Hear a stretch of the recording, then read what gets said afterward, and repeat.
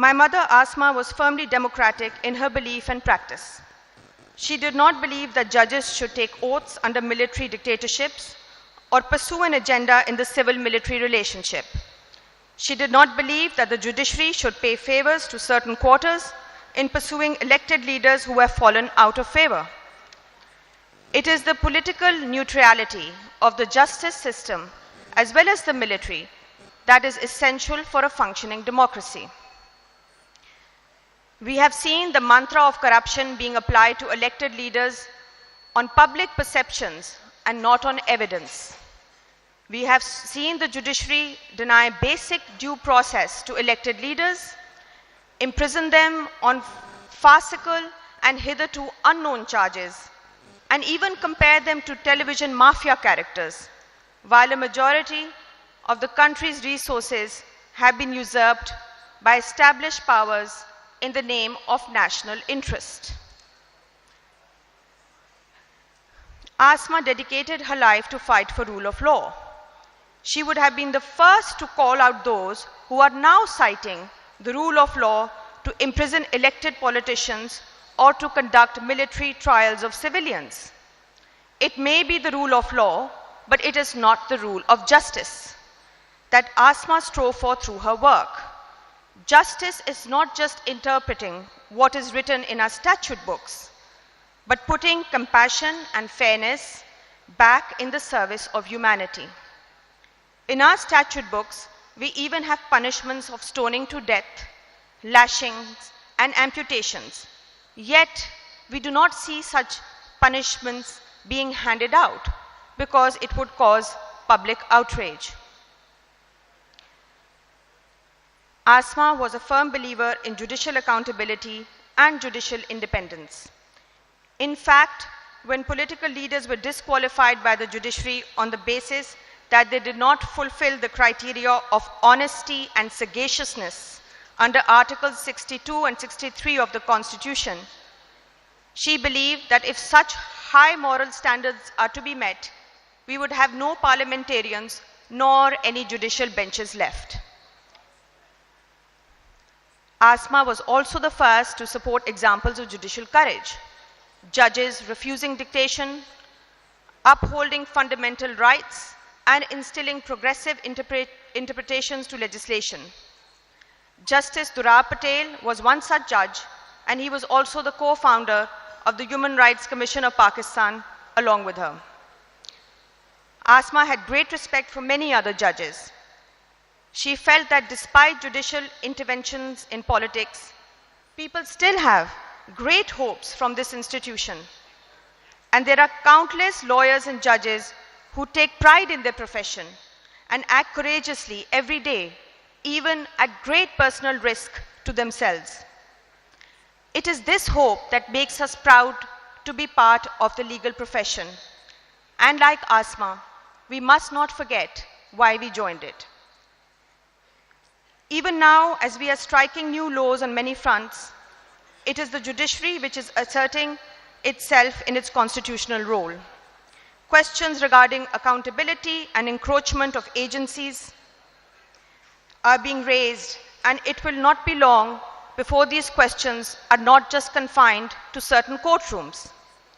Military trials of civilians cannot coexist in a democratic regime with an independent judiciary. It is an affront to our fundamental rights. Till now, we have had no decision on military courts from our superior courts. Asma and her colleague, Sher Mohammed, petitioned to declare action in aid of civil power regulation in 2012, but till now, no hearing has taken place on declaring that regulation unconstitutional. We hope that when His Lordship is leading the Apex Court, we will see much needed judicial reforms. Suo motu has become a household name in Pakistan since the tenure of Justice Iftikhar Chaudhry.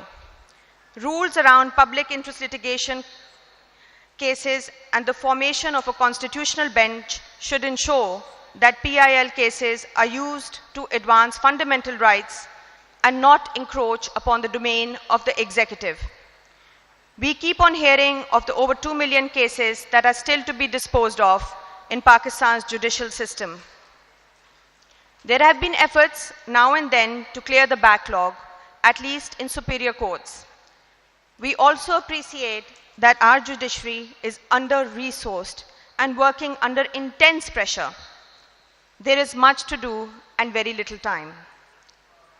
Last but not least, we hope to see a bench that is equivocal in upholding the rule of justice, not just the rule of law, and upholding a rule of justice without fear or favor, and is not afraid to hold state and non-state actors accountable for excesses.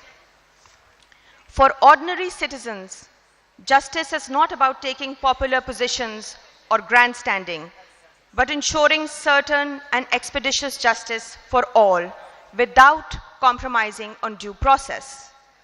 We hope that the cases of missing persons will be dealt with expeditiously and political opponents are still provided due process. Without the judiciary playing its due role, the crisis of constitutionalism will only become endemic and existential. Finally, I wish to express our deep appreciation and gratitude to Justice Mansoor Ali Shah, who has generously taken his time out to be here today despite many other commitments.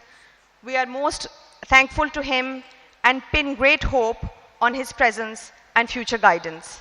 Thank you.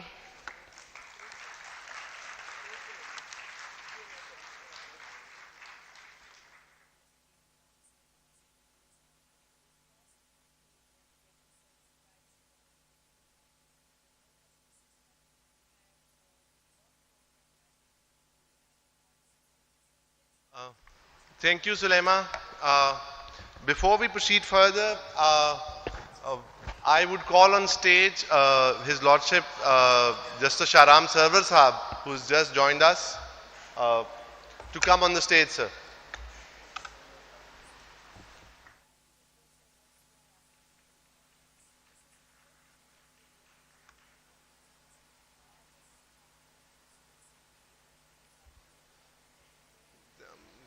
Thank you. Moving on, the next speaker would be Her Excellency Ambassador Jane Marriott, the United Kingdom's High Commissioner to Pakistan. If I could request Ambassador Marriott to come and speak.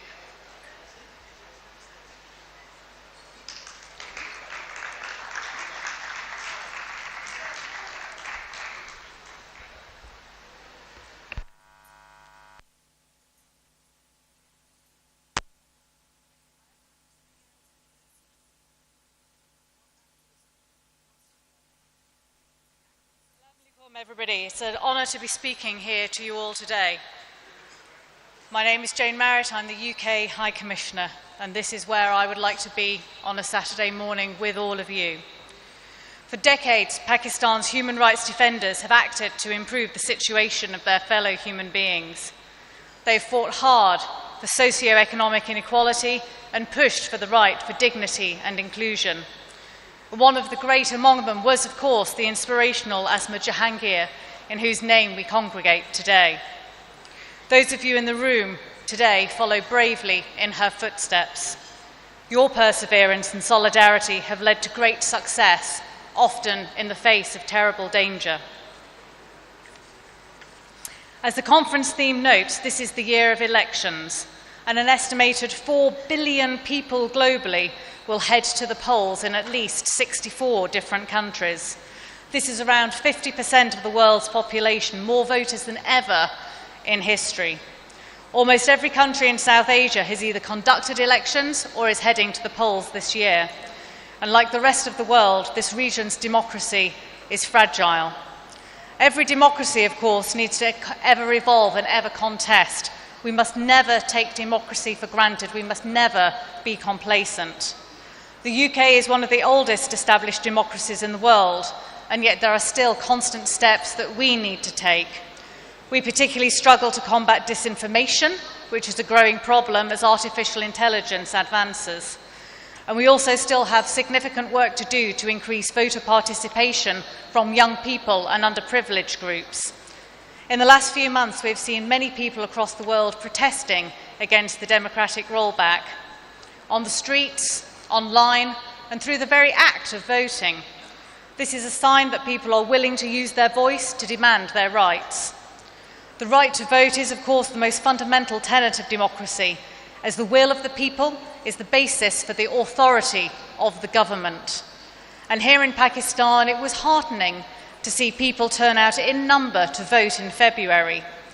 As UK Foreign Secretary Lord David Cameron said in his statement, this was despite serious concerns about the fairness and lack of inclusivity of the elections. Not all parties were formally permitted to contest the elections, and legal processes were used to prevent some political leaders from participation and to prevent the use of recognisable party symbols. Restrictions were imposed, as we know, on internet access on polling day, and social media continues to be disrupted. There were significant delays in the reporting of results and claims of irregularities in the counting process. And challenges like this can undermine democracy. But therefore, this conference is more important than ever, because this conference this weekend, for example, has got a range of sessions on improving accessibility in polls, including for the most marginalised groups, such as the transgender persons and the Ahmadi community. We must work hard together as one, Pakistan's government, its civil society, and its friends, like those of us in the international community, to nurture the seeds of an open society and vibrant democracy in Pakistan. Why? Because open societies are more inclusive. Open societies promote development. On average, open societies have higher levels of growth, higher levels of accountability and justice, lower levels of corruption, more ambitious climate policies, and are less prone to conflict and stability.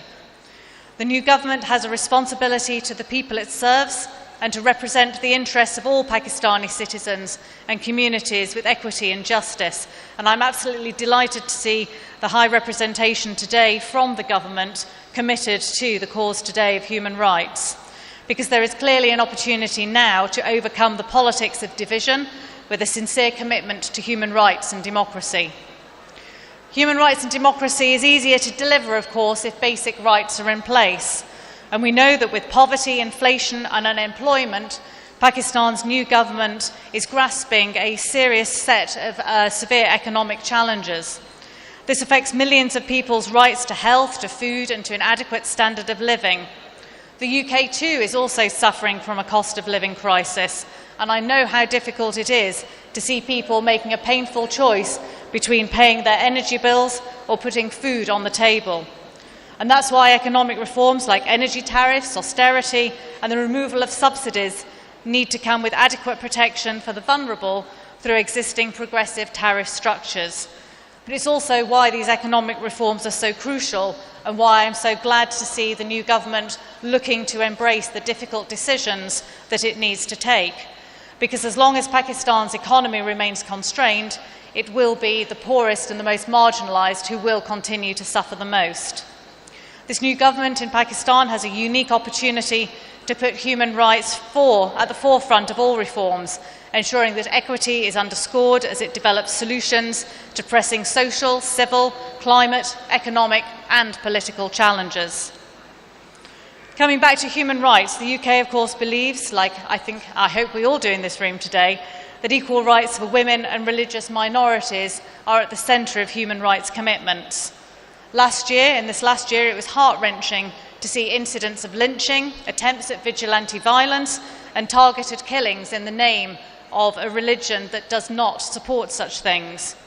The hope lies, however, in law enforcement's response, stopping mob violence and rescuing accused individuals. Hope lies in the leadership that we saw at the federal and provincial level who are supporting minorities. Hope lies with those Muslim neighbours who showed solidarity with the affected minority communities. Pakistan's bright future will be ensured by this good, tolerant majority. But the state must act against the chaos-creating minority who weaponise religion to target the weak and vulnerable. Promoting a culture of coexistence is not just necessary, to uphold freedom of religion of belief. It's also critical to ensure gender equality. And while Pakistan has very good laws and legislation to protect the rights of women, the implementation of these laws needs to be more consistent. Unless they are, it will weaponize the state's response to gender-based violence and discrimination. Patriarchal norms, therefore, need to be shunned at all levels and not reinforced. We can't talk, of course, about human rights without mentioning freedom of expression. This is a fundamental right that must be upheld in democratic societies, but there is a worrying trend globally of governments limiting freedom of speech, targeting journalists, protesters, and other persons they consider troublesome. Democracies require tolerance. They do not function properly without accountability and transparency. Fair criticism of any state should be allowed and encouraged in an open society, because it's our ability to hear our critics and to introspect, to think about what they are saying, that makes us improve at an individual level, at an institutional level, and at a societal level. And it's unfortunate to see every day around the world that the list of tactics to silence those we disagree with keeps expanding. In February this year, UK parliamentarians have debated instances where debate in Pakistan appears to have been silenced. This includes concerns about enforced disappearances and extrajudicial killings, particularly in KP and Baluchistan. And therefore, I very much welcome the government of Pakistan's recent announcement to reconstitute the Cabinet Committee on Missing Persons and to find a political solution to this long-standing issue. While there are claims that some missing persons are militant separatists or criminals who have gone into hiding or fled abroad, there are still, sadly, many people who are unaccounted for. The families of those who have disappeared are victims too, and should be treated with compassion, dignity and respect, because they have the right to truth and justice. Impartial and thorough investigation is crucial, and it requires humility and openness, and I hope Pakistan will also agree to host the UN Working Group on Enforced Disappearances fact-finding mission. It's also worrying to see short-term disappearances and arbitrary detention of journalists without due lawful processes. Journalists should be free to work in a safe environment without fear of violence, abuse, intimidation, discrimination or interference. And I hope that the measures outlined in Pakistan's Journalist Protection Act can be implemented to protect journalists when they face serious threat of harm. Citizens too have a right to digital free speech, and since February the 17th, access to X or Twitter has been restricted across Pakistan. Whatever criticisms one may have of social media, and there are many legitimate criticisms of social media out there, we simply cannot ignore it as a medium. We must find a way to ensure that people are free to express their views as long as they are not causing harm. So I urge the government of Pakistan to restore access to X and to uphold the right to freedom of expression. And it's also important that any law passed to regulate the online space is done carefully and follows due consideration and consultation with civil society. Here in Pakistan, the UK is contributing to the elimination of online hate speech and disinformation against religious minorities and women. With our partners in UNDP, we are helping the government of Pakistan to build the capacity of information officers and journalists to protect the most vulnerable from online harm. And, shameless plug, I hope that you can join tomorrow's expert panel session at 3:30 in the Shalimar Hall on tackling hate speech and disinformation. I'll finish by coming back to the reason why we're here, Asma Jahangir. I read a tribute from when she passed away that said she left a legacy of both courage and hope. Hope is essential in confronting intersecting crises of climate change, economic inequality, and threats to democratic values. Hope points towards the openness that is required for change and to achieve our democratic ideals. This conference, filled with all of you today, is the perfect platform to cultivate hope. You are all optimists, you are all hopeful. The world is a difficult place, it's difficult to deliver change, which is why hope is the strongest emotion, that together we can achieve the change and support Pakistan to be the great country that it is. Thank you, ladies and gentlemen.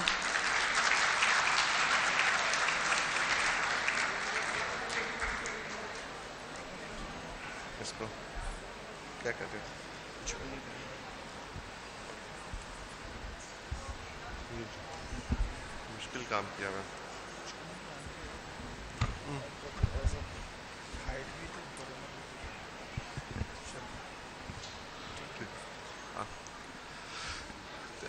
Thank you, Ambassador Marriott. Now I would request Dr. Noor Khan, the Deputy Head of the Royal Norwegian Embassy in Pakistan, to come and speak.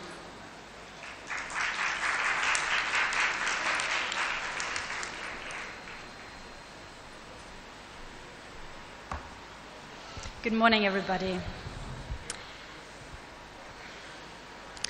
Dear members of the Pakistan's human rights community, esteemed panelists, colleagues and friends, it's truly an honor to be here this morning to commemorate the enduring legacy of Asma Jahangir, a trailblazing advocate whose unwavering dedication to human rights continues to inspire us all. In a world where the rights inherent to all human beings are increasingly being challenged, forums like this conference are vital. This conference serves as a crucial platform to exchange knowledge and nurture new ideas, explore solutions, and provide much-needed support to members of the human rights community. I'm profoundly humbled by the wealth of experience and expertise gathered here today, and I extend my heartfelt gratitude to the organizers of the conference for their tireless efforts in fostering such essential dialogue.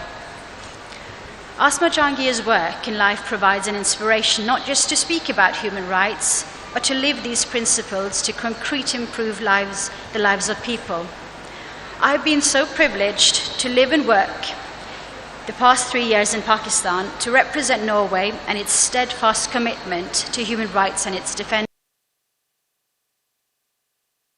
Discussions on urgent human rights issues from gender equality to media freedom and the rights of minorities, which are only some of the topics which we'll be discussing today.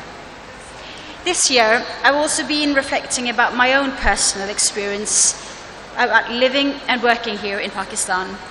Many of you may not know that my husband actually runs a school in Faisalabad. It actually was started by my husband's father in order to offer quality education.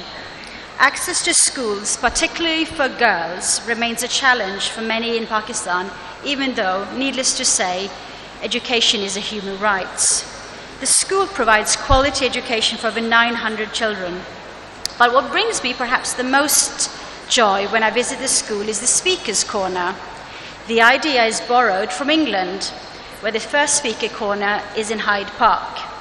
The idea that you can get on the speaker's box and have a debate on any subject. But the Speaker's Corner in this school does not only promote debate and public speaking, it also emphasizes the idea that every child has an opinion that matters and you have the right to speak. It takes, of course, courage for a child to get up on the speaker's box and to put their opinions in front of their peers. When I see a girl getting up on the speaker's box, I think actually about who is going to be the next Asma Jahangir, and also that everybody has a child that should know that the right they have to speak about their voice that matters. It would be difficult for me to stand here attending a human rights conference and not mention the war in Gaza. I have served myself 4 years in Palestine, in Jerusalem, and it's a matter close to my heart. We're now more than 6 months into the war between Israel and Hamas, and the fighting and the attacks are still ongoing daily. Norway is deeply concerned about the humanitarian and human rights situation. We hope for the release of all hostages, humanitarian access, and an immediate ceasefire.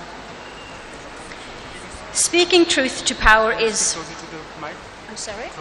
Sorry.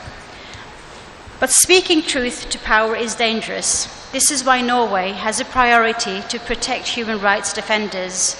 Our objective is for human rights defenders to be able to carry out their work of promoting and defending human rights in all parts of the world, freely, safely, without encountering restrictions or threats to themselves or families. The term human rights defenders is not limited to the people formerly working in human rights organizations. There can be lawyers, teachers, journalists, and community leaders. By defending the rights of groups of individuals who are not able to defend themselves. Last year, we celebrated the 75th anniversary for the Universal Declaration of Human Rights. a remarkable achievement for global human rights community, considering the central role declaration still plays in international discussion on human rights. However, in the same year, disturbing statistics from frontline defenders showed a rapid increase in the number of human rights defenders killed globally in 2010-22, documenting 401 deaths across 26 different countries. Unfortunately, it was a new record. Similar reports show human rights defenders are increasingly being subject to harassment, both online and offline. The harassment often extends to their closest families. This inaugural session, titled The Judiciary's Role Safeguarding Human Rights, is an apt reminder of the critical role of law has to play in defending human rights. Failure to hold perpetrators responsible is a breach of the duty to protect human rights. Sometimes the lack of protection offered to human rights defenders stems from a misunderstanding of the work they do. Their effort aims to build more equitable and just societies and remind us of the obligations the states have to secure fundamental rights. As we reflect on Asma Jahangir's indomitable spirit, let's recommit ourselves to advancing the legacy by promoting peace, equality, and human dignity for all.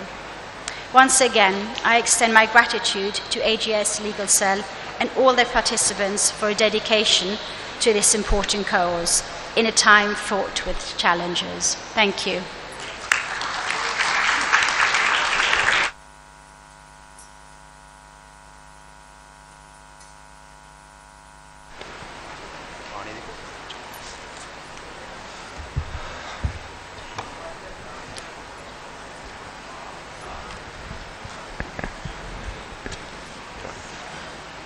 Thank you, Dr. Noor Khan, and thank you for mentioning the human rights and humanitarian tragedy unfolding in Gaza.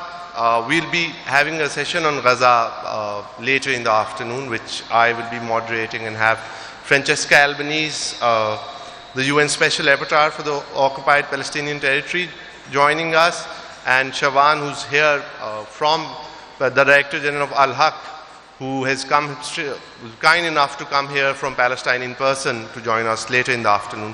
Now I would invite His Excellency Ambassador Jose, the Spanish Ambassador to Pakistan, to come and speak. He, as I've said earlier, has been a great friend and ally to the work of human rights in Pakistan and to the human rights movement. Ambassador Jose.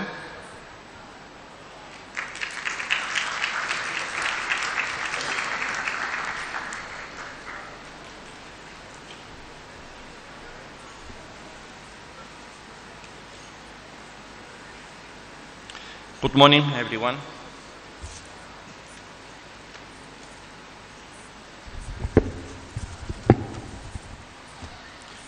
This trade of us, diplomats, is tricky. We're supposed to know everything about the hosting country, but yet expected not to speak out or give opinions publicly. It is debatable to what extent can we, anyway, tell citizens of another society what they have to do or how to carry their business. There are things, though, we can do. Supporting the celebration of a human rights conference is a gesture of sufficient relevance, a sign, if you will. Sponsoring the Asma Jahangir conference and being here today are both symbols of my country's commitment to human rights, as much in general as when it comes to the future of the people of this friendly country that is Pakistan. Congratulations to the Asma Jahangir Legal Cell for putting this conference together.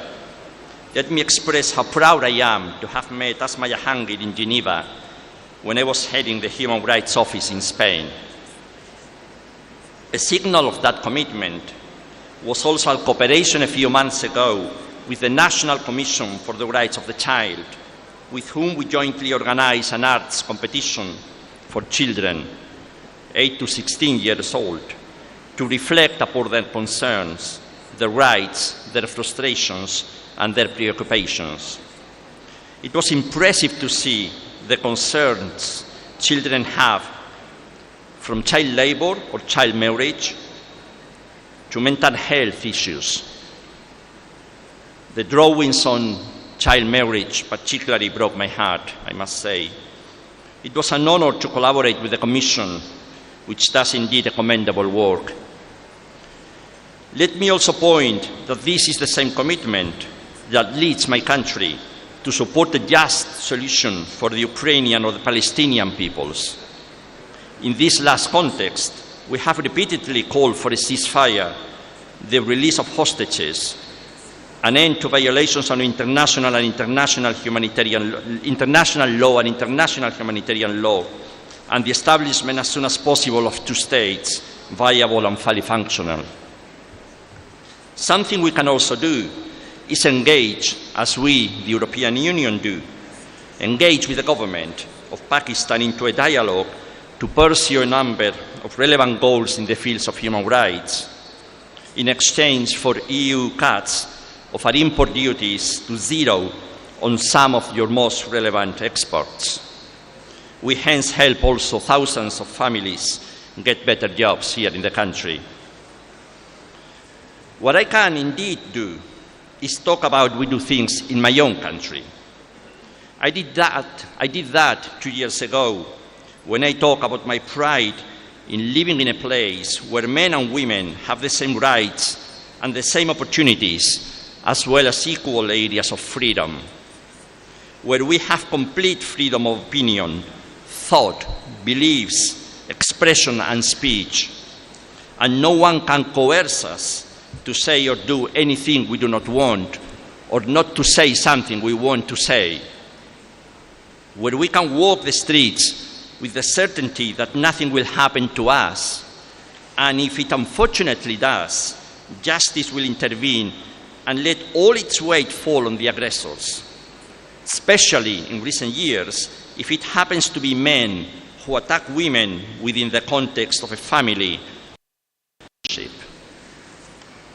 On this occasion, I want to go a little further and list some more elements that make me proud to be Spanish and live in an open, egalitarian, and inclusive society. A country where education is mandatory and free for everyone. Every child who lives in Spain has the right and the duty, nay, the obligation, to go to school, whether they're Spanish by origin or the child of one of the Pakistani immigrants who have recently been arriving in our country. In the same way that everyone has equally the right to free health care. Education and health for all make a better society. Just as it also makes it better to have decent wages. The difference between a person who works in domestic service and his employer is often no more than 2 or 3 to 1. The minimum wage applies as much to a young lawyer, a young doctor, or a newly incepted bureaucrat, or a young diplomat, as to the housekeeper who cleans at home and does the homely chores. They earn similar salaries and can expect similarly decent lives. A country, finally, where there are public libraries in every city and every neighborhood. Everyone can read for free day after day. And reading, I assure you, makes us all more free. Thank you.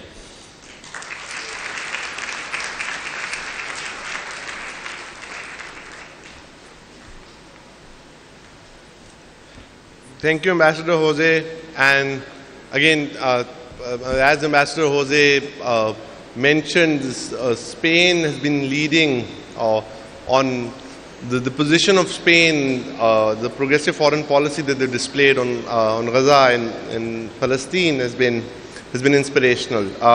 So the next speaker is Her Excellency Ambassador Henny, Pakistan's ambassador, Netherlands ambassador to Pakistan. So if I may request Ambassador Henny to come.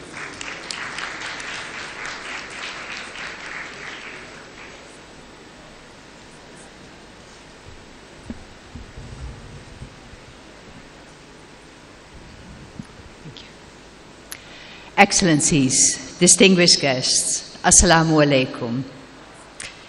It's a great honor to stand before you today at the opening ceremony of the 5th Asma Jahangir Conference. As the Dutch ambassador, I'm pleased to see so many dedicated individuals gathered here today to discuss and promote the fundamental principles of human rights. Today we come together to honor the legacy of the late Asma Jahangir, a fearless and tireless advocate for human rights. Asma played a crucial role in advancing civil liberties and social justice in Pakistan and way beyond.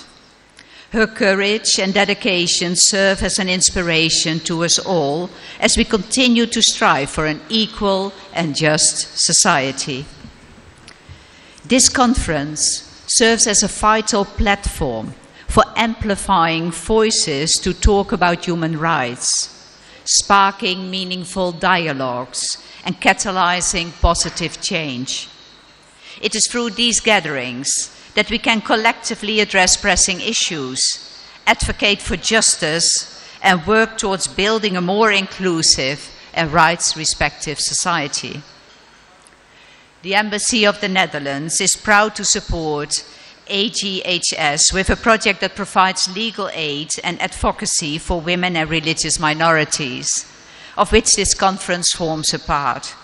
Through these efforts, we are working towards building a more inclusive and just society where the rights of all individuals are respected and protected. As we dig today and tomorrow into discussions on the judiciary's role in safeguarding civil rights, let us reflect on the imperative of an independent, impartial, and transparent legal system that upholds the rule of law and protects the rights of all individuals. We all have a responsibility to work together to strengthen judicial mechanisms, promote accountability, and ensure that justice is accessible to all members of society. 2024 was and is an important year for Pakistan, member states of the European Union, and many other countries around the world, as more than half the world's population will exercise their right to vote, shaping the future of democracies worldwide. Free and fair elections form the basis of a democracy.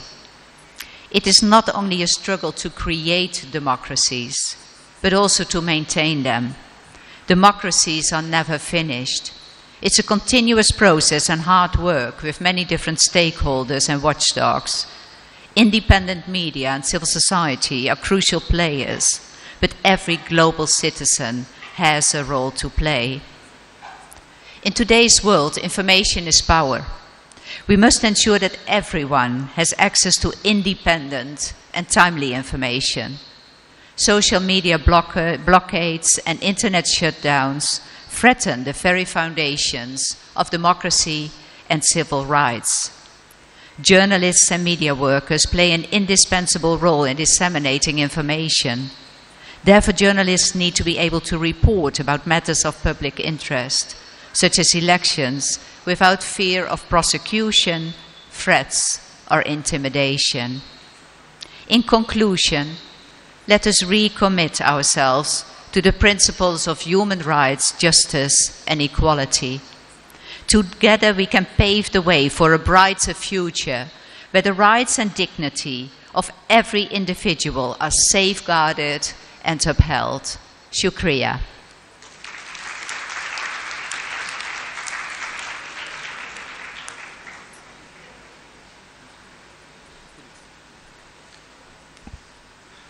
Thank you, Ambassador. Our next speaker is His Excellency Ambassador Alfred Grenas, Germany's Ambassador to Pakistan. Ambassador.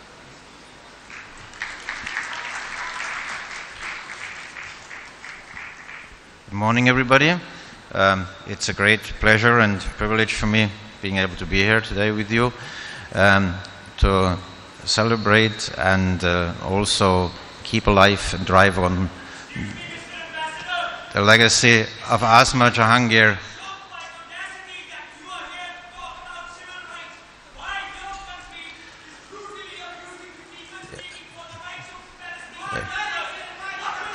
if you want to shout, go out. There you can shout, because shouting is not a discussion.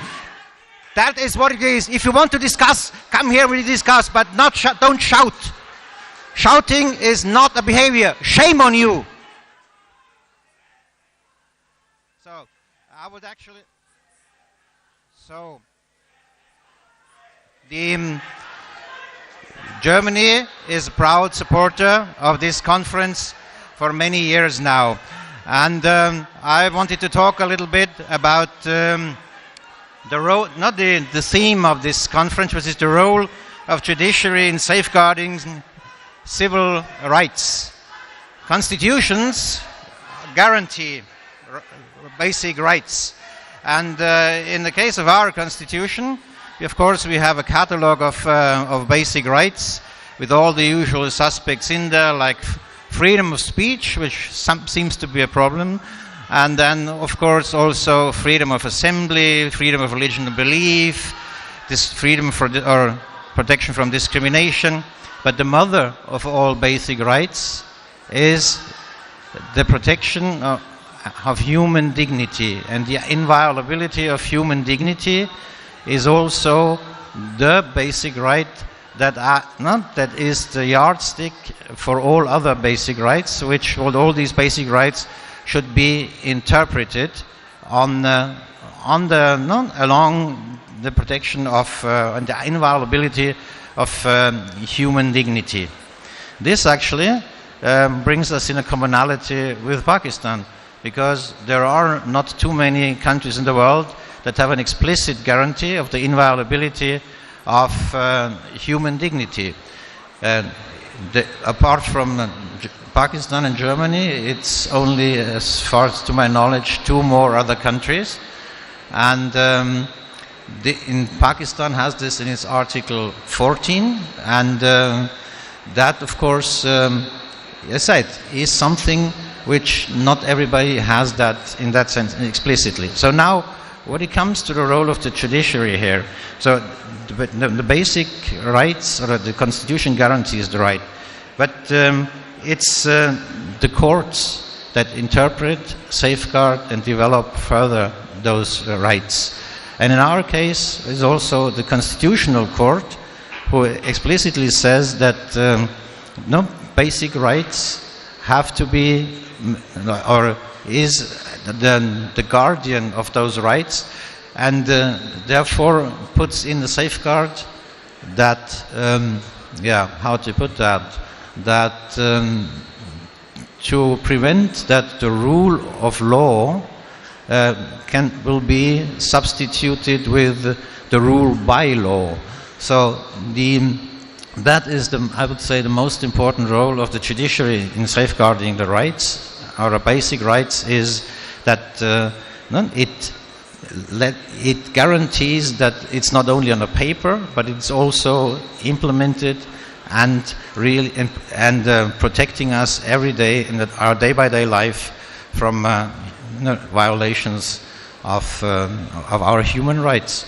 And when it comes to the protection and inviolability of human dignity,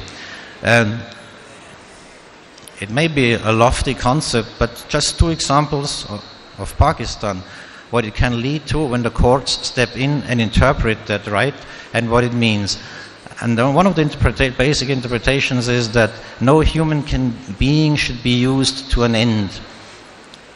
And deriving also from that, Pakistan courts, in that sense, have developed that, for example, there is a very concrete example, there is no compulsory DNA testing in criminal procedures. And also the interpretation of the article of the inviolability of human dignity in the Pakistani constitution led to the end of the infamous two-finger testing in rape cases. So we'll see these things have concrete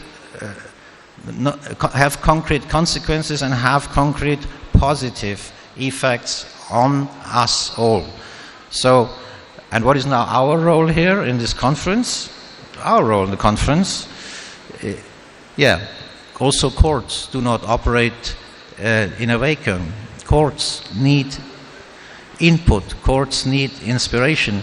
And this intellectual discussions here and the academic discussions here and the things that are developed here serve for the courts to draw inspiration, and very often all these, the results of such conferences of academic writing are used and are also incorporated in the court's ruling when protecting and developing basic and human rights. So I think it's a useful exercise that we are here, and I wish us all fruitful discussions. Thank you very much.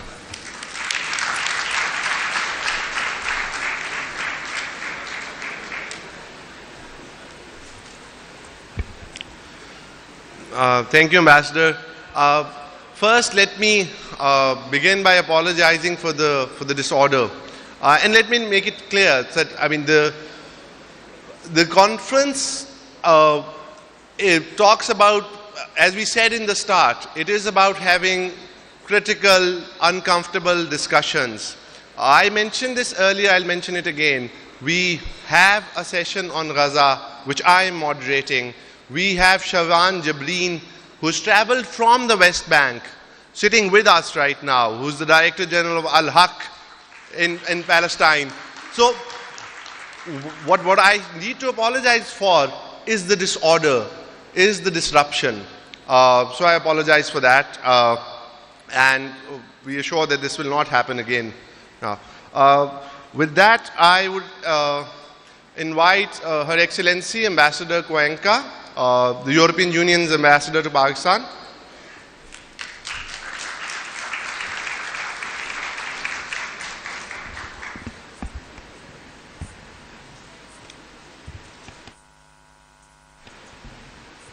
Okay.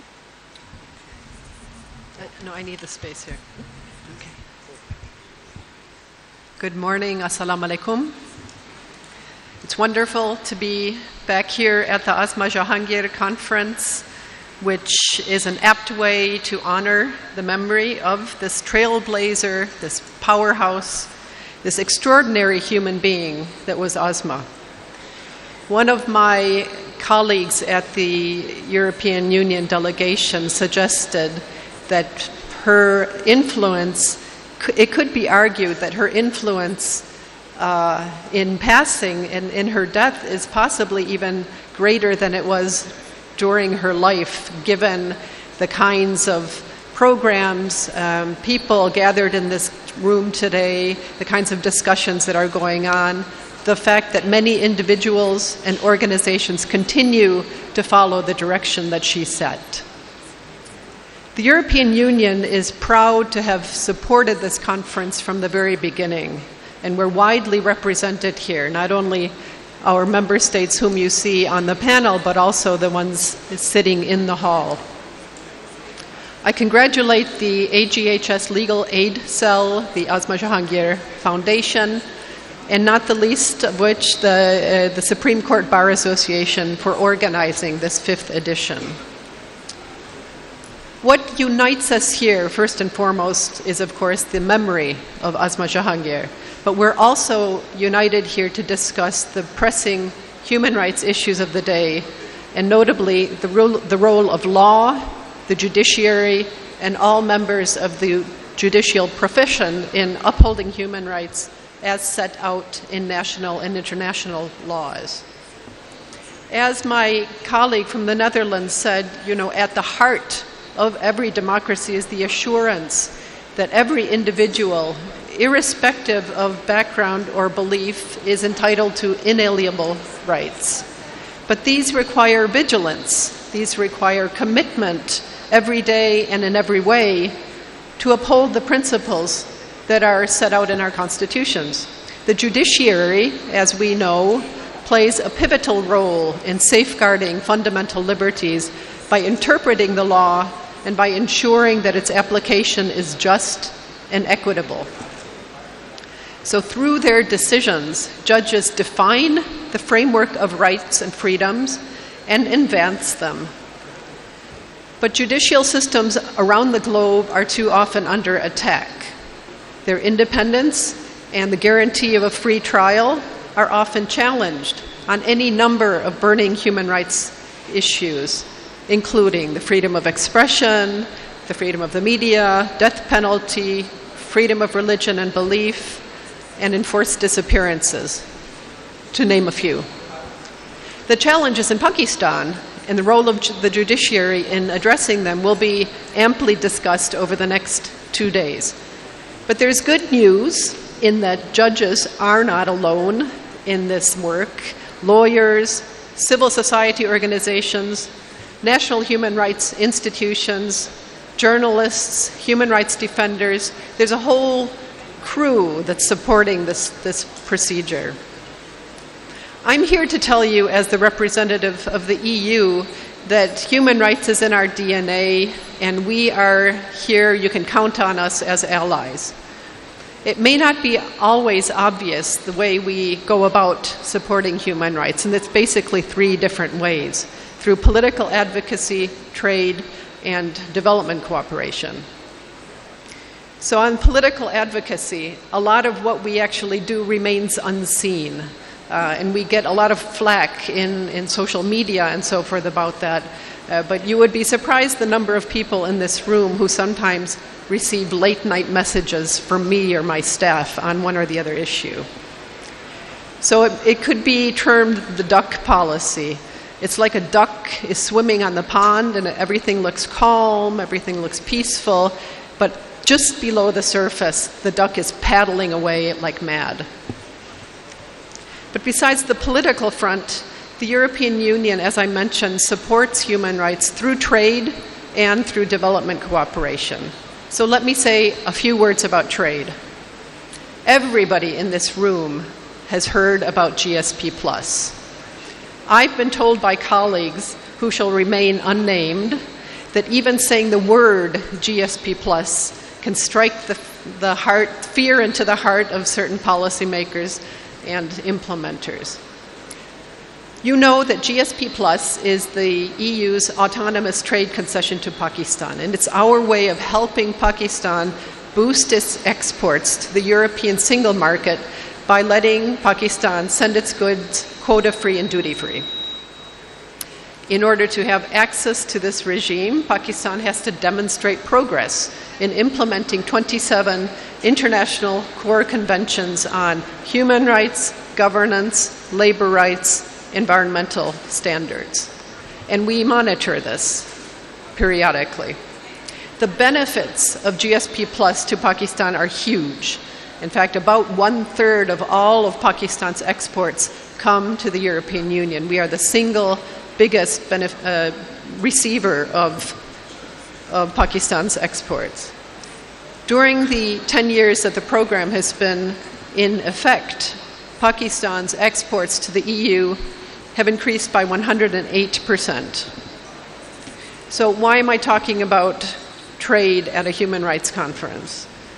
Well, because GSP Plus is not about numbers, it's not just about trade percentages or revenues, it's about trade with values and trade that is sustainable. And we have seen progress.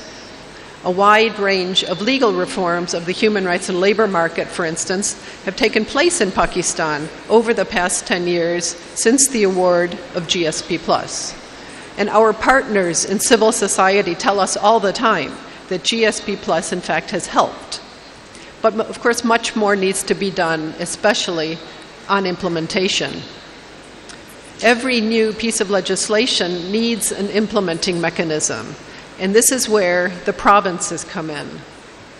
So just as the provinces are the main ones to implement the Sustainable Development Goals, it's exactly the same with the conventions pertaining to GSP+. For instance, police need to be trained to avoid custodial torture under the Convention Against Torture, the CAT.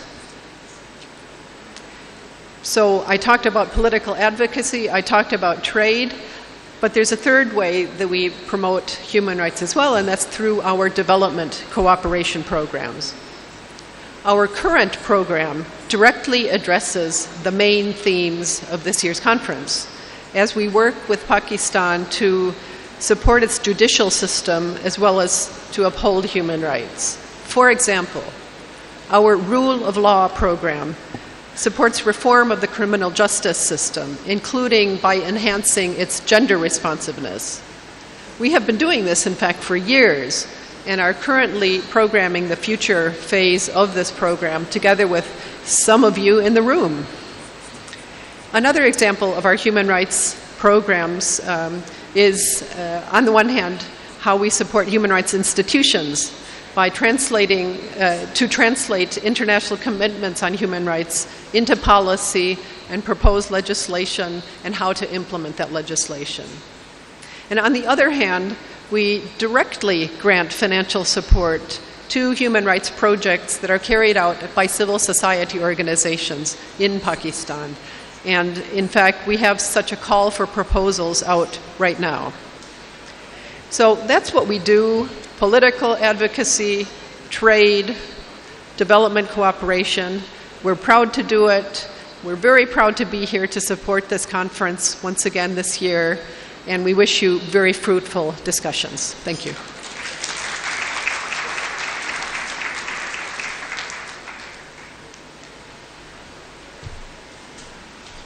Thank you, Ambassador Goenka. Now I'll request Mr. S.N. Bhoon, who is a leader of the legal community, needs no introduction, has been the former president of the Supreme Court Bar Association, former vice chair of the Pakistan Bar Council. Bhoon Sahab.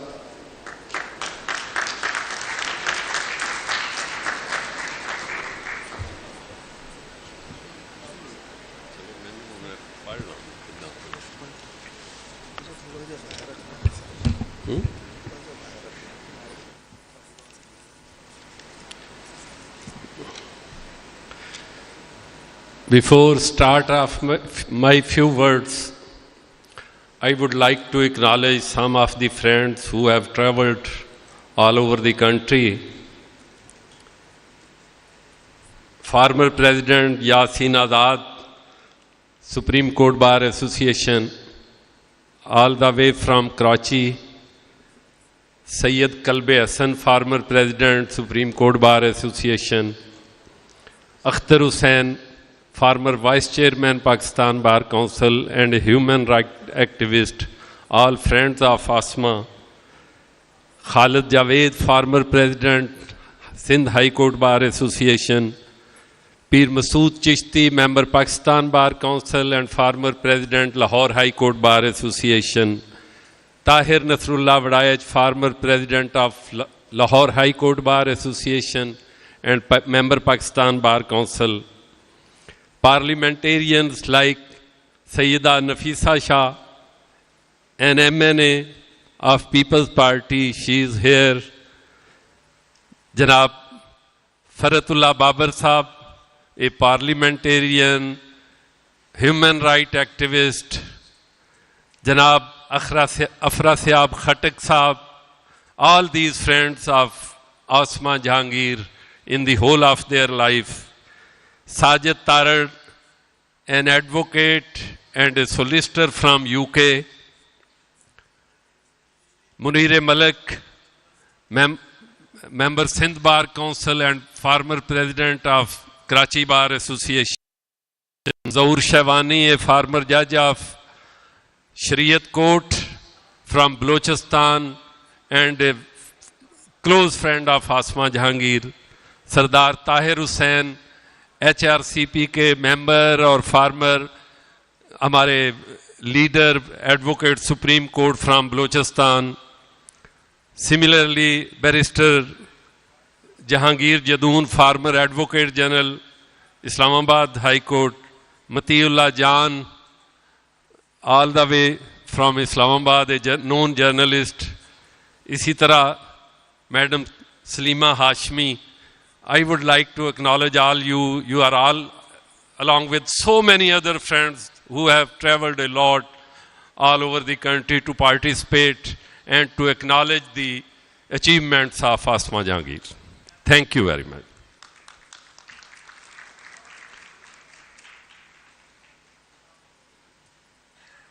The Honorable Chief Guest, Sayyid Mansoor Ali Shah Sahab, Justice Sayyid Mansoor Ali Shah, Senior Peony Judge of Supreme Court, Your Excellencies, distinguished guests, ladies and gentlemen, Assalamu alaikum.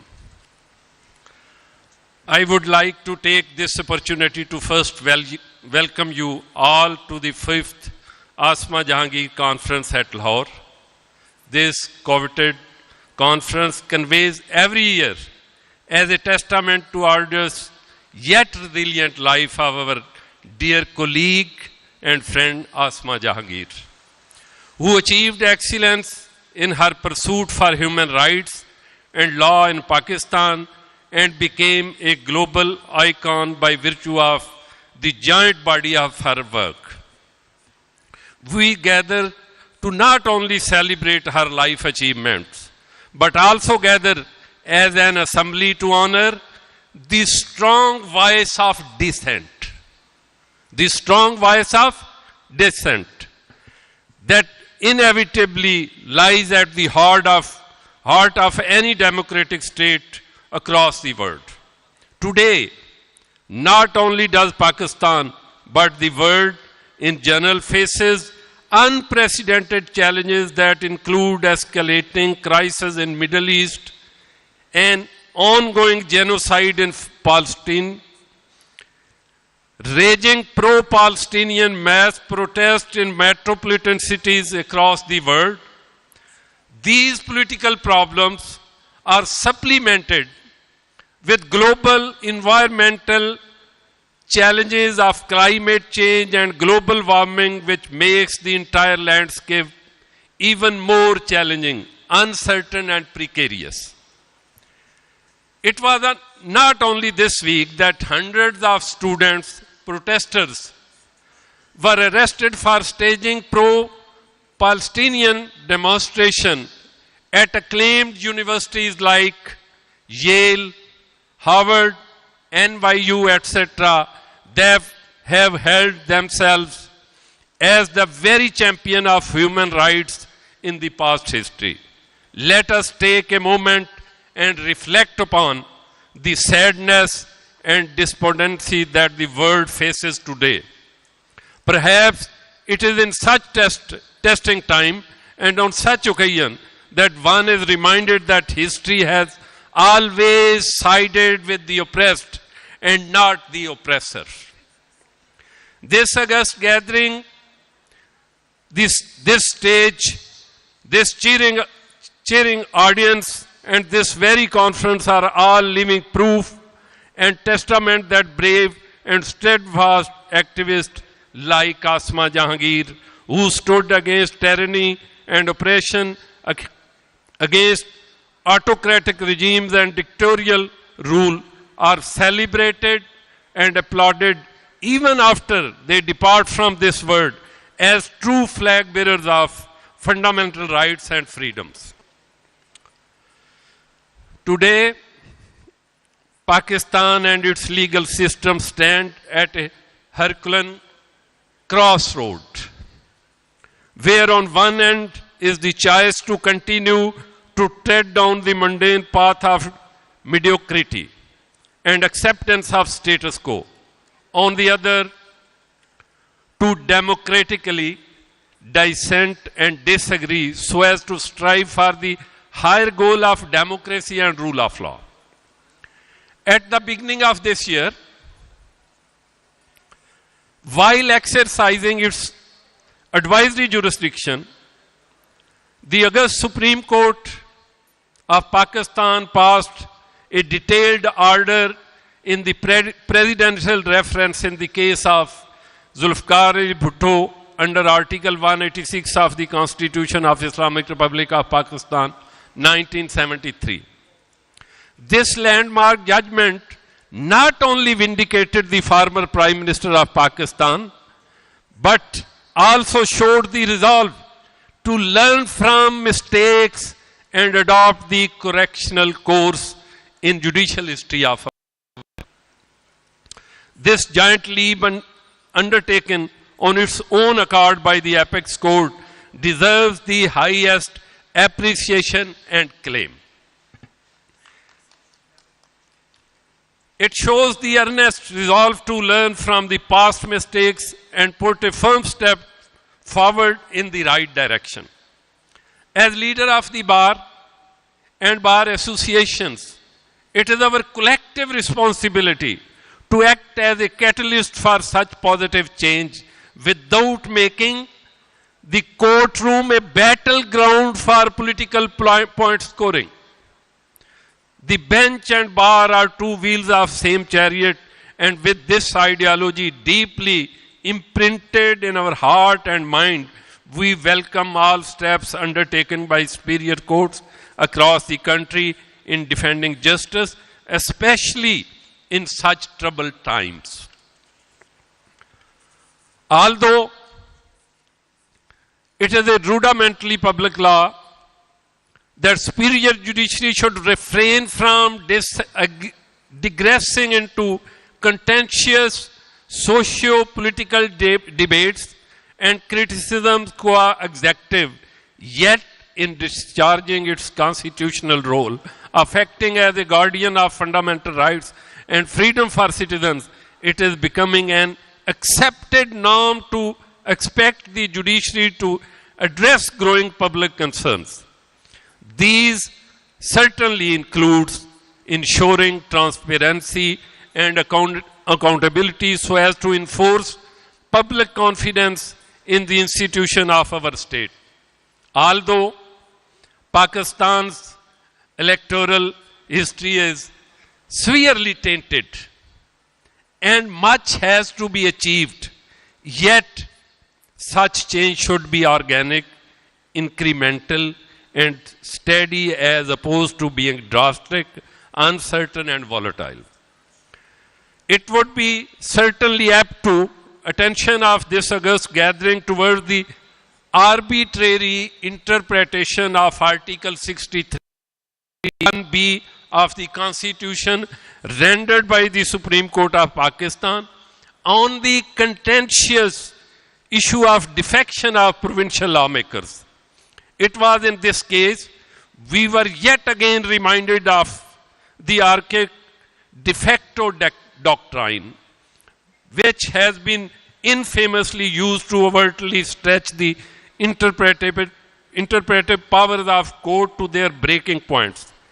This tainting and twisting of the settled scheme of the Constitution created a major constitutional crisis in the whole province of Punjab, having far-reaching political and economic consequences. Such judgments mutilate the very spirit of the Constitution, diminish public confidence in the apex court, and invariably pose a serious threat to the very foundation of our parliament democracy. However, upholding of Supreme Court Practice and Procedure Act 2003 by full court is good law acknowledging supremacy of the parliament.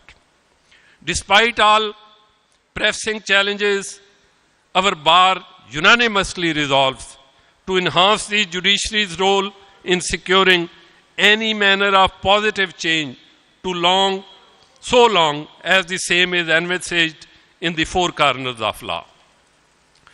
I would like to once again welcome you all to this auspicious occasion where various stakeholders of our legal system and distinguished guests from abroad are given a forum to openly debate and disagree, as this esteemed conference solely is the voice of dissent.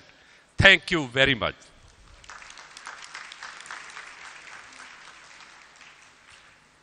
After this, I have been assigned the role of moderator, Mr. Sroop Ajaz.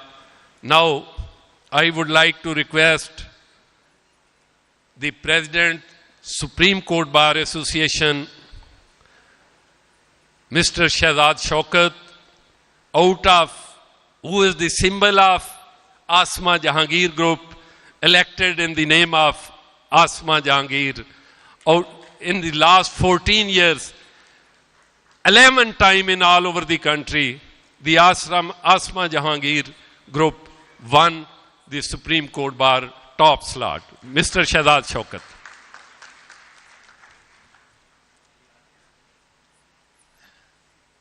Thank you, Bhoon Sahab. Bismillahir Rahmanir Rahim. Assalamu alaikum, everyone. I'm really grateful to Mr. Hassan Bhoon, who's of course my leader as well, for taking extensive efforts to point out the plights that the entire Palestine is now facing at the hands of the aggression that is taking place there. So I'm grateful that I don't have to delve upon that now. Otherwise, I would have taken a few minutes to point out to this August forum the atrocious sort of acts that are currently happening in Gaza, and now Rafah is the next target. So I request all of you as human beings to at least address what is going on in Gaza and in the entire Palestine in your conscience. I, as usual, had not written a speech to address because the subject lies in my heart. But I was encouraged to see that our august German ambassador also did not speak through a written speech, so I am encouraged. The issue, the subject that I was told I was supposed to speak is the role, judiciary's role in protecting and enforcing civil liberties and civil rights. And I must say that in any fabric of a democratic and just setup, the judiciary is supposed to serve as the guardian of our fundamental rights, including but not limited to the ensuring that the rights guaranteed by our laws are not merely words on the paper, but they are actually implemented and transform into tangible guarantees of justice and equality for all, irrespective of race, caste, or their backgrounds. And in saying so, I must confess that this country ensures, provides for a separate chapter outlining all the available fundamental rights that could be given to a people of a just and a fair society. It then boils down to the fact that whether our judiciary is performing its functions and its roles in a manner befitting the enforcement of those rights across the board. And I must say, and taking advantage of His Lordship's presence, Mr. Justice Mansoor Ali Shah is one of the icons of fundamental rights and their enforcement in this country. But I must confess that we have yet to deliver. And as a part of judiciary being a representative of the apex bar of the country, I must say that it is time for introspection. And one of the biggest problems that we are facing right now is not that our judiciary is silent as to enforcement of the fundamental rights. For myself, and this is entirely personal to me, but as the President of the Supreme Court Bar, I must say, we are presently confronted with a biggest dilemma of popular comments and popular judgments. His Lordship must attend to this. The dilemma is that we are trying to be popular, although we are sitting as members of the judiciary. And this is happening a lot. And it is, I must say, challenging the entire edifice of our existence. The Supreme Court of Pakistan, and for that matter, all other judiciaries, all other high courts, and all other institutions dispensing justice, must now address to this aspect of the case. Judicial activism is a nice thing, but it has to stay aloof of judicial overreach. And fortunately, the only judgment on judicial overreach came from His Lordship Justice Mansoor Ali Shah. when he was at pains to point out that our high courts, and for that matter the Supreme Court, are bound by the mandate of the Constitution of this country. May I, sir, with respect, point out that judiciary's actions, particularly in the recent past, reflect that judiciary has this uncalled for desire to be popular and not focused on delivering the rights of the people of this country. Will your lordship take time to address this question and to ensure that our history, our judicial history, which is not very something to be proud of right now, transforms into something that we can all stand for?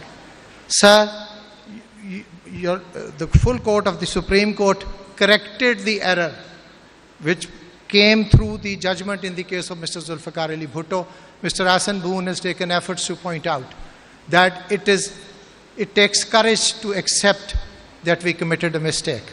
But that judgment in the presidential reference should now start as the basis for correcting the errors that we have committed for the last 75 years.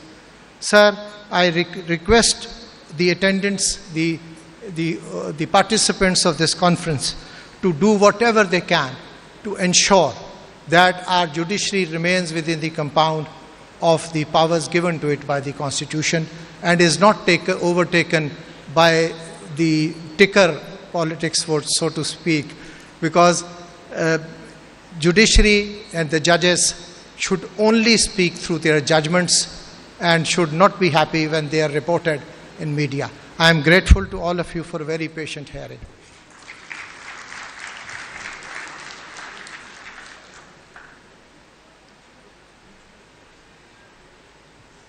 अब मैं गुजारिश करूंगा, I always say the elected head of the whole community, known as Prime Minister of the Loyat community, Mr. Riyazat Ali Sahar, Vice Chairman, Pakistan Bar Council.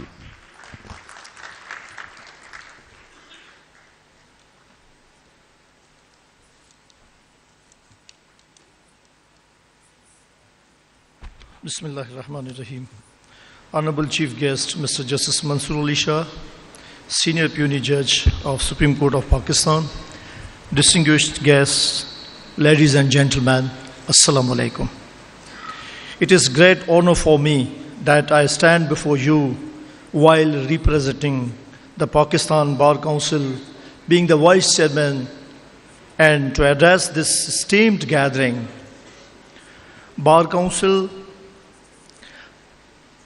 as a Vice Chairman Bar Council, I extend my heartiest gratitude to the organizers for affording me this opportunity to share my thoughts on a matter of utmost importance, the role of the judiciary in safeguarding civil rights, like as freedom of speech, freedom of movement, freedom of religion, and freedom of association. In the rich tapestry of our legal system, the judiciary stands as a bastion of justice, a guardian of rule of law, and a protector of civil liabilities. Its significance cannot be overstated, particularly in societies like ours, where the struggle for preservation of fundamental rights remain ongoing endeavor. Pakistan, with its diverse cultural landscape and complex socio-political dynamic, presents a unique set of challenges and opportunities for the judiciary to uphold the principles of justice and fairness. In this regard, allow me to draw upon a few pertinent precedents that exemplify the judiciary's pivotal role to protect the civil rights of our society. We know that Asma Jahangir was a fearless human rights activist and lawyer who dedicated her life to the pursuit of justice.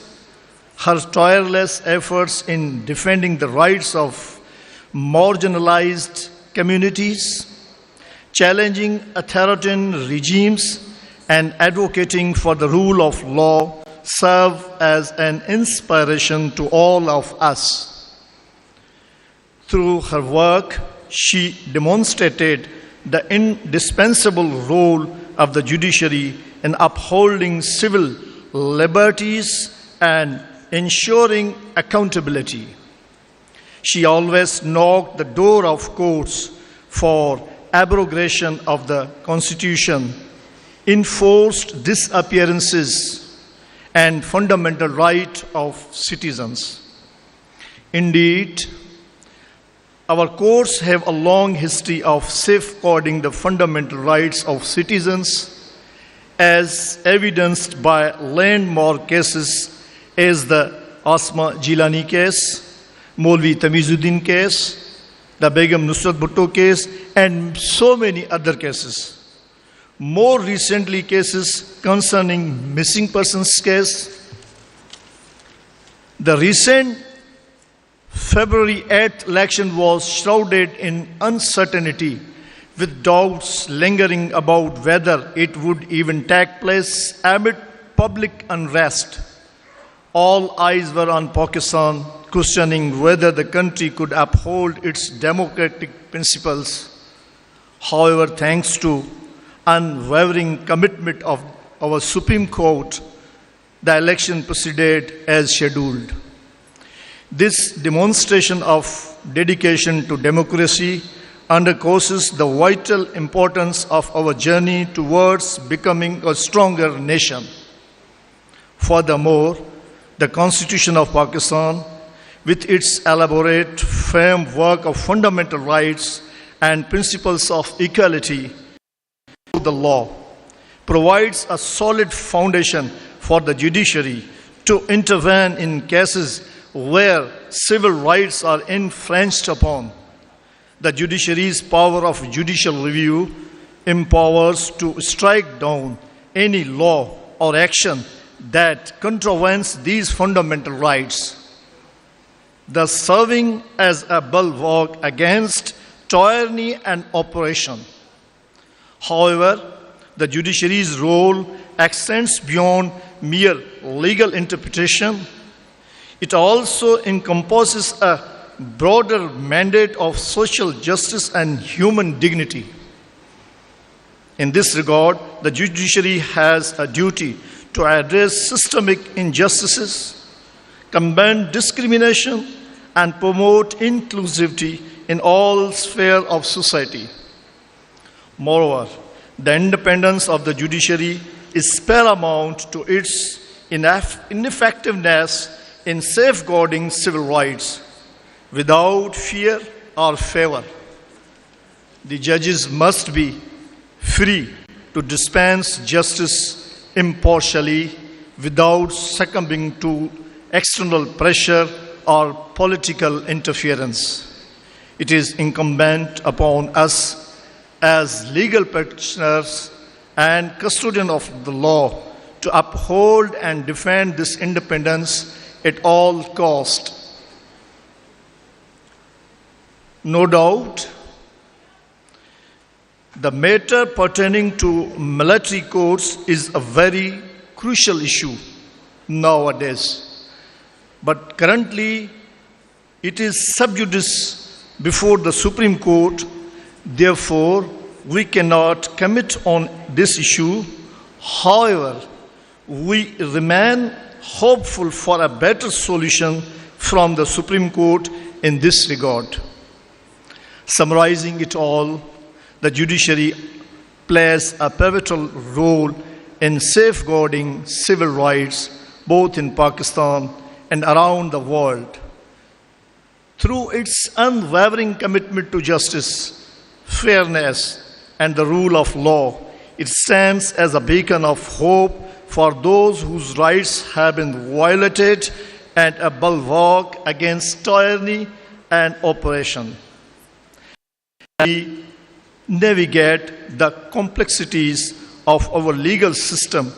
Let us remain steadfast in our dedication to upholding the principles of justice and equality for all. In conclusion, I extend my best wishes to the organization, expressing my heartiest appreciation for its efforts in advancing our legal fraternity and striving for the betterment of our society as a whole. Thank you very much.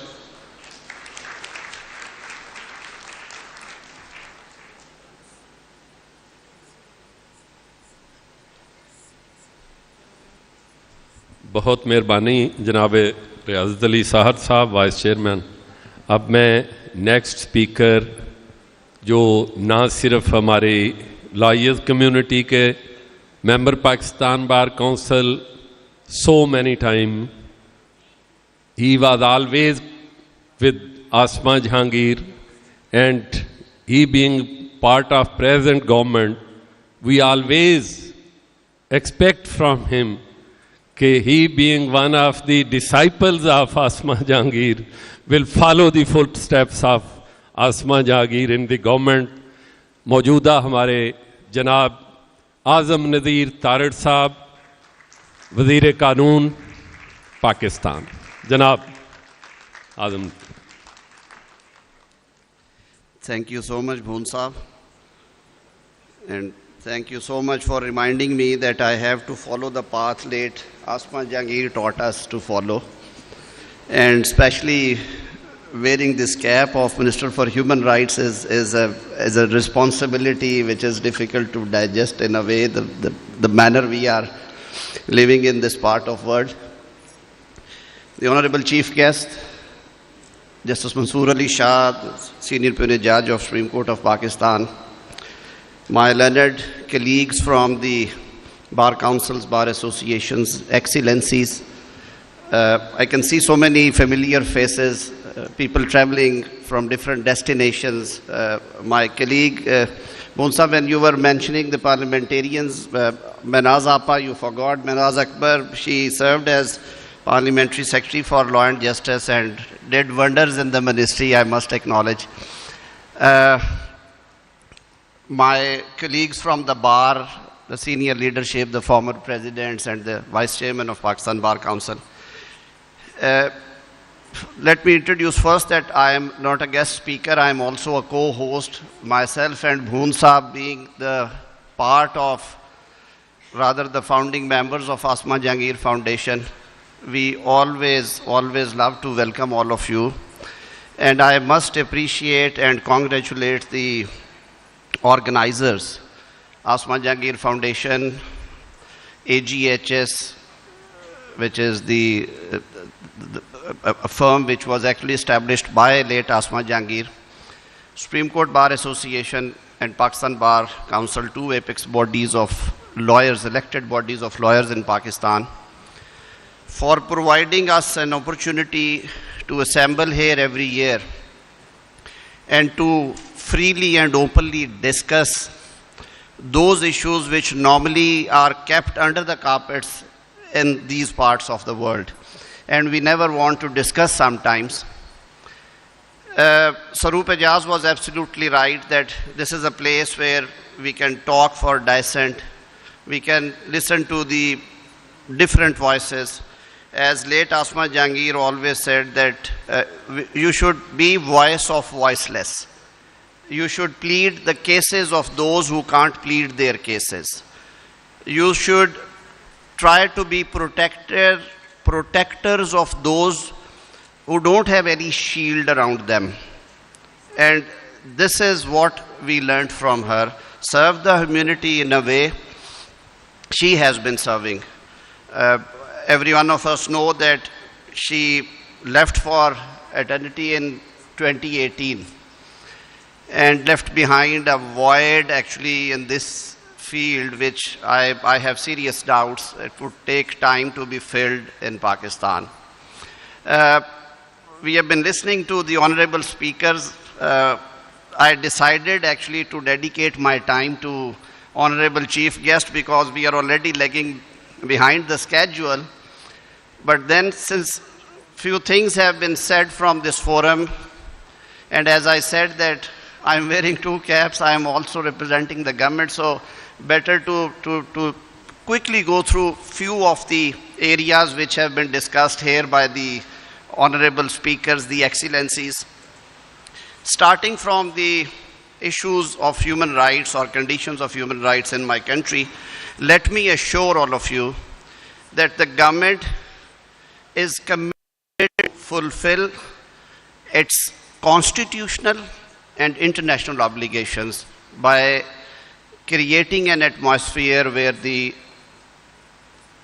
rights of the people of Pakistan and every person on this land are protected in that scheme of things.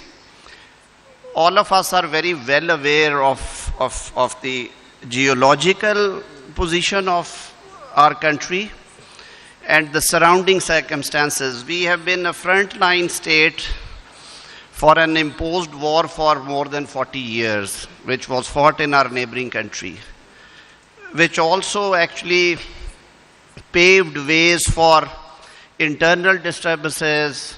We have been facing the wrath of terrorism for decades and decades.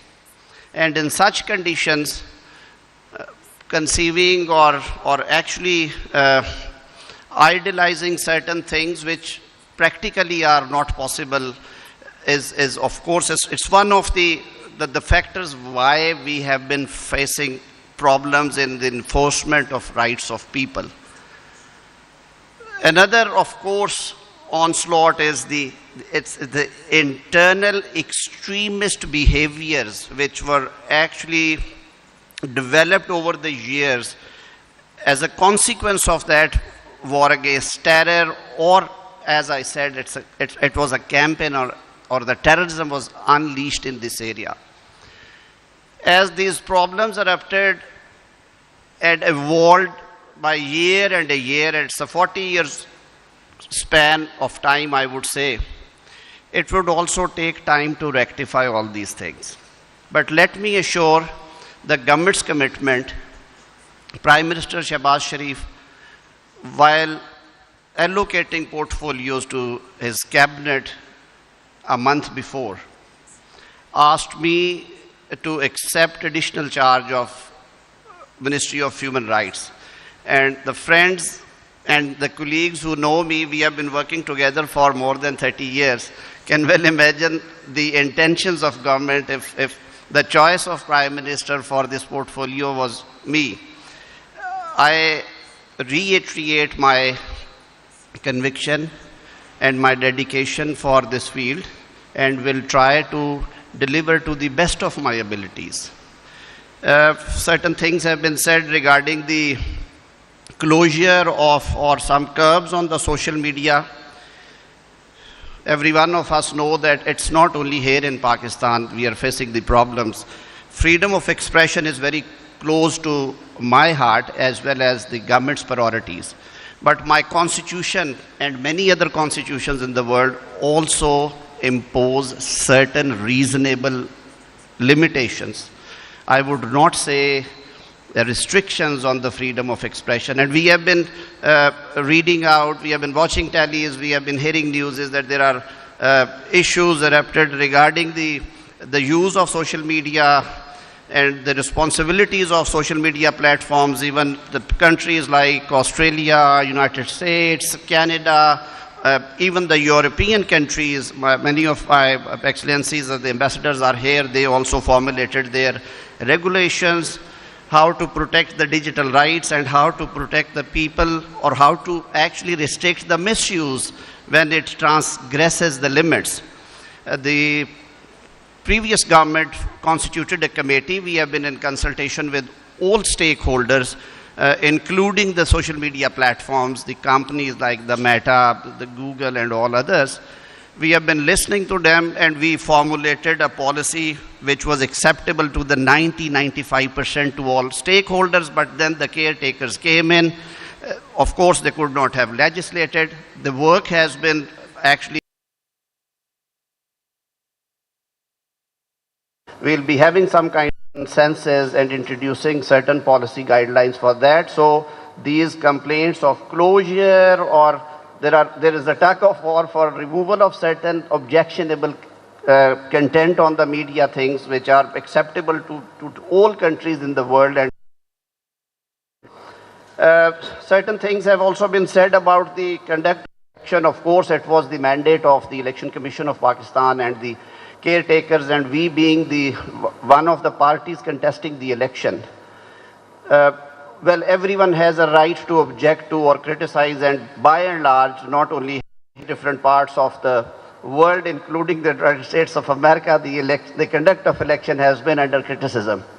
And I think it's the beauty of democracy as well. Everyone has a right to raise finger and say that the procedure at that specific juncture was not transparent, was not fair. But for that, where there is a wrong, there is a remedy. The law provides for filing of petitions, appeals, which have now been filed by the aggrieved party, my own partymen, where they felt they also went into appeals and petitions. And we believe that we are having a very robust and independent judiciary. They have proved through their own conduct, through their judgments, although, as Bhoon Saab and President Supreme Court Bar rightly pointed out, that we have seen a trend where the judicial decisions were swayed by kind of the popular slogans or the popular trends, which should not be, because the justice should be justice should be done in a way as the law requires and within the bounds of law. We must acknowledge and appreciate the recent Supreme Court judgments, especially while announcing judgment on Practice and Procedure Act, which was to, I would say, by one segment of people were criticizing it, that as it is kind of limiting the powers of Chief Justice amounts to interference in the judiciary, but a full court of Supreme Court handed down a landmark judgment diluting the powers of Chief Justice of Pakistan in the suo motu matters, or I would say the original jurisdiction matters for constitution of benches and placing and how to actually deal with the cases. The Supreme Court of Pakistan has also acknowledged the domain and authority of the Parliament to legislate laws, which exclusively rest with the Parliament.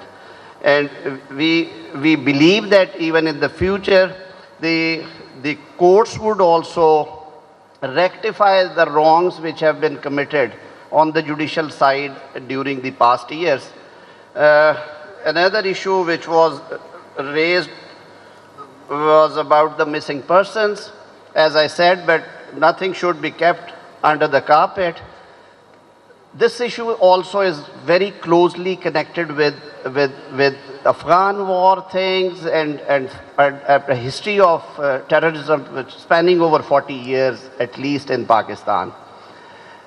We firmly believe that this issue has to be resolved through political dialogue and consensus and through some legislative instruments. For that matter, the Prime Minister of Pakistan, Shehbaz Sharif, during his previous regime constituted a committee. I was convener of that committee. We held several meetings with the political forces, with indigenous groups, with communities. We even went to the places where actually the people had been raising their voices that their loved ones are not traceable. We actually scanned through the proceedings of the commission constituted by Supreme Court of Pakistan back in 2012, and we to some extent we were satisfied that 70-80% cases had already been dealt with, and the results were quite positive, but still this is an issue which needs to be settled and resolved through political dialogue and consensus. The Prime Minister has again directed to reconstitute that committee, and all political forces and political parties, including some opposition members, would be included in that party, and I believe we would be coming up with some concrete solution, including some legislative framework. And before I beg leave, because it's already 15 minutes past 1, we were supposed to conclude this session by 1 o'clock. I expect that Honorable Chief Guest will have reasonable time to speak from heart and share his thoughts. Justice Shah is also a well-known rights activist when he was member of the bar, and even while sitting at the bench, he authored some absolutely, I would say, extremely, the judgment which actually talk about the rights of people. Doing justice with the environment is also one of the area where Justice Shah has been absolutely outstanding. And once again, thank you so much, the organizers, the honorable guest, for joining us for this occasion. Thank you so much, and Khuda Hafiz ji. Thank you very much, Mr. Azam Nadeer Tarar, Federal Law Minister, as well as Minister for Human Rights. अब इसके बाद मैं एक ऐसी शख्सियत who is known to me since last about 39 years, और इस stage में दो ऐसे हमारे मुअज़्ज़ज़ मेहमान हैं, जनाब जस्टिस अली बाकर नजफी और जनाब जस्टिस सैयद मंसूर अली शाह, जिनके साथ मैंने एक सेक्शन में पंजाब यूनिवर्सिटी लॉ कॉलेज में, and it's a proud privilege for me that at least we three from the same section we are here.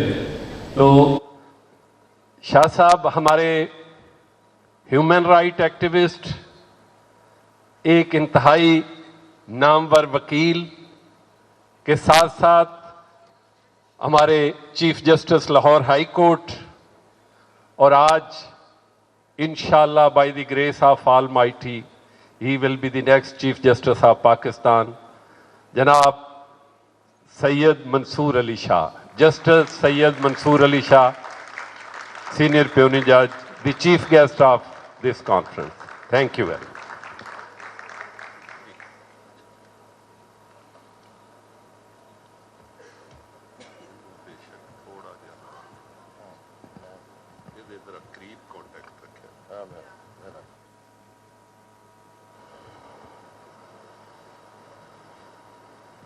Distinguished panelists, ladies and gentlemen, अस्सलाम वालेकुम. मैं गुजारिशात तो आज उर्दू में करना चाहता था, कुछ बातें जो करने वाली हैं वो उर्दू में ज़्यादा मज़ा करती, लेकिन आई गेस हमारे फॉरेन डेलीगेट्स हैं यहाँ तो अप्रोप्रिएट नहीं लगेगा, it might be in bad taste. तो मैं फिर अंग्रेज़ी में आपसे मुखातिब हूँगा, just for because of the foreign delegates that we have. So let me at the beginning, first of all I am so honored to be a part of this program here today, this event. Asma Jahangir was a friend, somebody who I had spent and worked time with, and also I've known the family for a number of years. So Asma was a formidable Pakistani lawyer and a human rights activist, renowned for her unwavering commitment to human rights and her courage in the face of opposition. Simply remarkable. And one would think of Ruth Ginsburg perhaps in the US.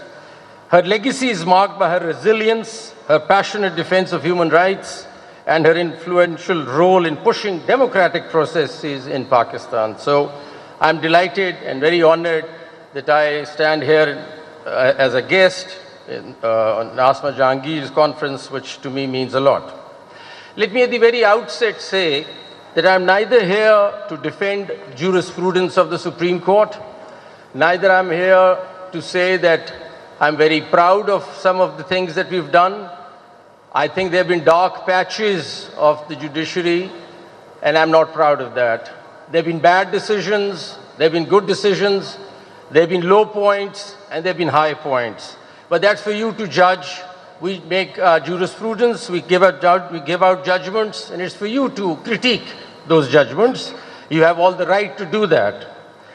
I'm here and I accepted this invitation, frankly, to be here today to tell you that what is the future vision that the court has, what is that foresight that we might have to develop the institution into a robust, independent institution for the future. So I want to talk about the future, and I want to talk to you about the institutional construct that we're thinking the Supreme Court ought to have, what's the internal thought process, and what's the future we're looking at. I think that's important because reforms don't come easy to public sector institutions. And I think there's been a long lull and there hasn't been much earlier. But I think there is now a great passion and a desire for reform of the institution itself, of the entire judiciary. And I want to share with you that it is high time that we put our house in order. We also make our institution the way the Constitution imagines and envisages our institution. You see, the best way to safeguard, as the topic goes, the best way to safeguard civil liberties of the people is through an institutional and a systemic reform, to my mind, to build a judicial system in the country that is fiercely independent. If you really want civil rights being enforced, then Okay. I've just been informed that there are interpreters and I can speak in Urdu, so thank you so much. I'm very delighted to do that. बताने का मकसद ये है कि इस वक्त आइन क्या इमेजिन करता है कि इंस्टीट्यूशन जुडिशरी की कैसी होनी चाहिए. आइन के प्रीएम्बल में ये लिखा हुआ है कि जुडिशरी जो होगी वो इंडिपेंडेंट, फुली इंडिपेंडेंट होनी चाहिए. ये बहुत इंपॉर्टेंट एक प्रिंसिपल है, एक फंडामेंटल प्रिंसिपल है जिसको हमने अचीव करना है. ना आपके साथ जो मैं शेयर करने लगा हूँ वो कुछ ऐसे गुजारिशात हैं, कुछ ऐसे आइडियाज़ हैं जिससे ये सिस्टम बन सकता है, एक ट्रांसपेरेंट सिस्टम जो इंडिविजुअल नहीं रन करते, सिस्टम रन करता है. जब तक हम इंडिविजुअल से निकल के सिस्टम की तरफ नहीं आएंगे, ये सिस्टम हमेशा हर इंडिविजुअल के ताबे रहेगा और वो इधर से उधर होता रहेगा. इसीलिए इस इदारे में कंटिन्यूटी नहीं है. एक चीज़ जैसे साहब आते हैं वो इस तरफ ले चलते हैं, दूसरे आते हैं उस तरफ ले चलते हैं. ये पहली दफ़ा हुआ है कि प्रैक्टिस एंड प्रोसीजर का लॉ आ गया है, एक कोलिजियल थॉट डेवलप हो रही है. तो जब तक हम एक सिस्टम के ताबे नहीं होंगे हम आगे प्रोग्रेस नहीं कर सकते. और ये इंडिविजुअलिस्टिक थॉट्स जो हैं इदारे को चलाने की, इसको हमें भूलना पड़ेगा. उस सिस्टम की शक्ल क्या होनी चाहिए, उस सिस्टम की कौन सी ऐसी चीज़ें हैं जो हमें एक रोबस्ट इंडिपेंडेंट इंस्टीट्यूशन बनाती है, वो गुजारिशात मैं आपके साथ शेयर करना चाहता हूँ. और वो अगर हम कर जाएं तो फिर हम एक काफ़ी स्ट्रॉन्ग इंडिपेंडेंट जुडिशल सिस्टम बन जाएगा, जिसके बाद ये सारे राइट्स की जो आप जिक्र कर रहे हैं, जो आज भी हो रहे हैं, आज भी जूरिस्प्रूडेंस बन रही है, लेकिन मैं आपके साथ सिर्फ एक स्ट्रक्चरल और सिस्टेमिक सिस्टम की बात करना चाह रहा हूँ कि वो कैसे होगा. आइन ये हमें कहता है कि आपको एक इंडिपेंडेंट जुडिशरी होनी चाहिए जो एक्सपेडिशियस जस्टिस दे और इनएक्सपेंसिव जस्टिस दे. ये तीन चीज़ें आइन में लिखी हुई हैं और इसको अचीव करने के लिए क्या एक फॉर्मेट, क्या एक सिस्टम होना चाहिए वो बताना चाहता हूँ. ये भी मैंने आपको पहले क्लियर कर दिया कि मैं कुछ ज़्यादा प्राउड नहीं हूँ हमारी अपनी जुडिशल हिस्ट्री से. उसमें डार्क पैचेस हैं, ना मैं उसको डिफेंड कर सकता हूँ ना मैं डिफेंड करना चाहता हूँ. मैंने आपको ये भी बताया कि अच्छी डिसीजंस भी होती हैं, बुरी भी होती हैं. लेकिन इस वक्त मैं आपसे मुखातिब सिर्फ इस बात पे हूँ कि फ्यूचर की सोच क्या है इदारे के अंदर. और आप लोगों का इंस्टीट्यूशन है, आपको हम सर्विस करते हैं. 240 मिलियन की पॉपुलेशन है जिसको सुप्रीम कोर्ट और जुडिशरी सर्विस कर रही है. तो उनकी अपनी सोच अंदर क्या है ये मैं आपके साथ आज शेयर करना चाहता हूँ. उसमें अगर हम देखें तो एक बात ये भी मैं ख्याल बता देनी चाहिए कि देखें कुछ डिसीजंस बुरी हो सकती हैं कि लेकिन लार्जली रोज़ाना 4000 जज पाकिस्तान में काम कर रहे हैं, वो डिलीवर भी कर रहे हैं जस्टिस. लेकिन ये मैं मानता हूँ कि कुछ ऐसी डिसीजंस हो जाती हैं जिसकी वजह से कंट्रोवर्सी भी क्रिएट होती है, क्रिटिक भी होती है. ये एक सिलसिला है. हमारे लास्ट ईयर खाली, और मैं आपको सिर्फ इतना क्रेडिट तो लेना चाहता हूँ कि आखिर हम सर्विस कर रहे हैं. 2023 अलोन में हमने 1.69 मिलियन केसेस डिसाइड किए हैं पाकिस्तान में. जनवरी 23 से दिसंबर 23 तक تو آخر کچھ جج صاحبان کام تو کر رہے ہیں. تو ایک دم اس کو برش اسائڈ مت کیجئے کہ جسٹس سسٹم چل ہی نہیں رہا, ایسا بھی نہیں ہے. یہ ضرور ہے کہ کچھ ڈیسیجنز اس پہ آ کے حاوی ہو جاتے ہیں اور یوں لگتا ہے کہ سسٹم ڈس فنکشنل ہے, ایسا نہیں ہے, لیکن پھر بھی اس کو اور بہتر کرنا چاہتے ہیں, اس کو اور روبسٹ بنانا چاہتے ہیں. اب آپ دیکھیں گے کہ ہمارے civil matters, criminal matters, tax matters, service matters, land matters, آخر پچھلے کتنے سالوں سے جورسپروڈنس پروڈیوس ہو رہی ہے, ہم یہ مقدمات لوگوں کے سن ہی رہے ہیں, لیکن اور اس لیے یہ فیصلے ہو رہے ہیں, اور ہمارے ایلڈرز نے بھی لا ڈیولپ کیا ہے, جورسپروڈنس ملک پہ ڈیولپ ہوئی ہے. یہ بات بالکل صحیح ہے کہ اس وقت ہمارا سسٹم سلگش ہے اور سلو ہے. ہر عام آدمی یہ بات کرتا ہے کہ 20 سال لگ جاتے ہیں ایک سول کورٹ سے مقدمہ سپریم کورٹ تک جانے میں. سب سے بڑا پرابلم یہ ہے, غلط ہے. ایکسپیڈیشس آئین کہتا ہے ہونا چاہیے, جسٹس سسٹم ہونا چاہیے. تو ابھی جو میں آپ کے ساتھ شیئر کرنے لگا ہوں وہ سسٹم کہ کیسے ایسی انٹروینشنز کرنی ہمیں ضروری ہیں جو ہم سوچ بھی رہے ہیں اس وقت, کرنٹ لیڈرشپ آلسو, اور فیوچر میں بھی جو ہم سوچتے ہیں کہ کریں کہ اس نظام کو درست کر سکیں.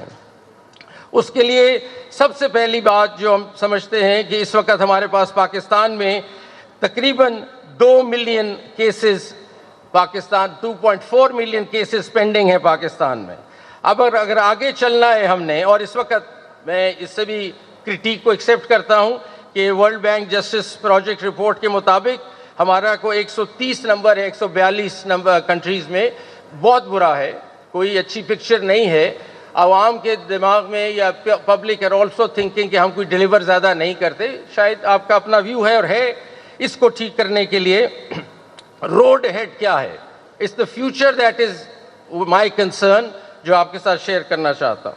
سب سے پہلے جو بہت ضروری ہو جائے گا ہمیں 2 یا 4 یا جتنے بھی ہمارے ملین کیسز پینڈنگ ہیں ان کو حل کرنے کے لیے, اس میں ایکسپیڈیشس جسٹس سسٹم لانے کے لیے سب سے زیادہ ضروری جو ہوگا وہ ٹیکنالوجی کا سہارا لینا ہمیں ضروری ہے. اگر ہم ٹیکنالوجی کا سسٹم نہیں, اے آئی کا سسٹم یا آئی ٹی نہیں لائیں گے اپنے سسٹم میں اور کلونیل انداز سے ہی چلتے رہیں گے رجسٹرز بنا کے, تو ہم یہ 2.4 ملین کیسز کو نہیں ایڈریس کر سکتے, اور یہ اسی طرح 20 سال لگیں گے نیچے سے کیس اوپر آنے میں. تو اس وقت جو سوچ ہے جس پہ کام ہو رہا ہے, ہماری ایک نیشنل جوڈیشل آٹومیشن کمیٹی ہے جس نے ابھی ریسنٹلی یہ ڈیسائیڈ کیا ہے کہ دیکھیں, آپ سے میں بالکل فرینکلی بتاتا ہوں کہ آج میں اگر کسی سیشنز جج صاحب سے پوچھوں کہ بتائیں فیصل آباد ڈسٹرکٹ میں پرابلم کس کیس کا آ رہا ہے, باٹل نیکس کدھر ہے, کیوں نہیں آپ کے کیسز ڈیسائیڈ ہو رہے, وہ انگلی نہیں رکھ سکتے اس کیس پہ کہ جس میں پرابلم ہے. وہ مجھے نہیں بتا سکتے کہ کون سا کیس ہے جس میں 40 ایڈجرنمنٹ ہو گئی ہیں. وہ مجھے نہیں بتا سکتے کہ کس میں ایویڈنس نہیں ہوا پچھلے 2 سال سے. وہ مجھے نہیں بتا سکتے کہ کس میں ایویڈنس ہونا ہے, کس کی ایڈجرنمنٹس ہوئی ہیں, کس میں اسٹے آرڈر مل گیا ہے اور 2 سال گزر گئے ہیں, نہیں بتا سکتے. ابھی تک ہم ڈیٹا مانگتے ہیں تو ہمیں ایکسل شیٹ پہ ایک ڈیٹا مل جاتا ہے جو ہم سے that doesn't talk to us, that data doesn't talk to us.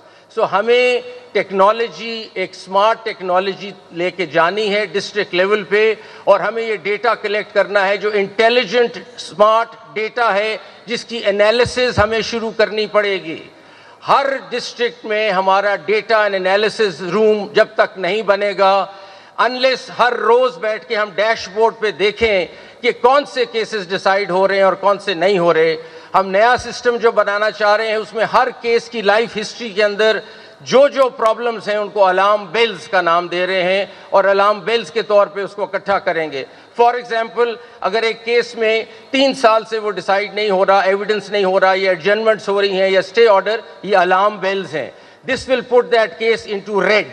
اب ہم کوشش کر رہے ہیں کہ ڈیش بورڈز بن جائیں, کلر کوڈڈ ڈیش بورڈز, اور آئی کین ٹیل کہ کون سے کیسز ریڈ میں ہیں جو آج میں نہیں بتا سکتا.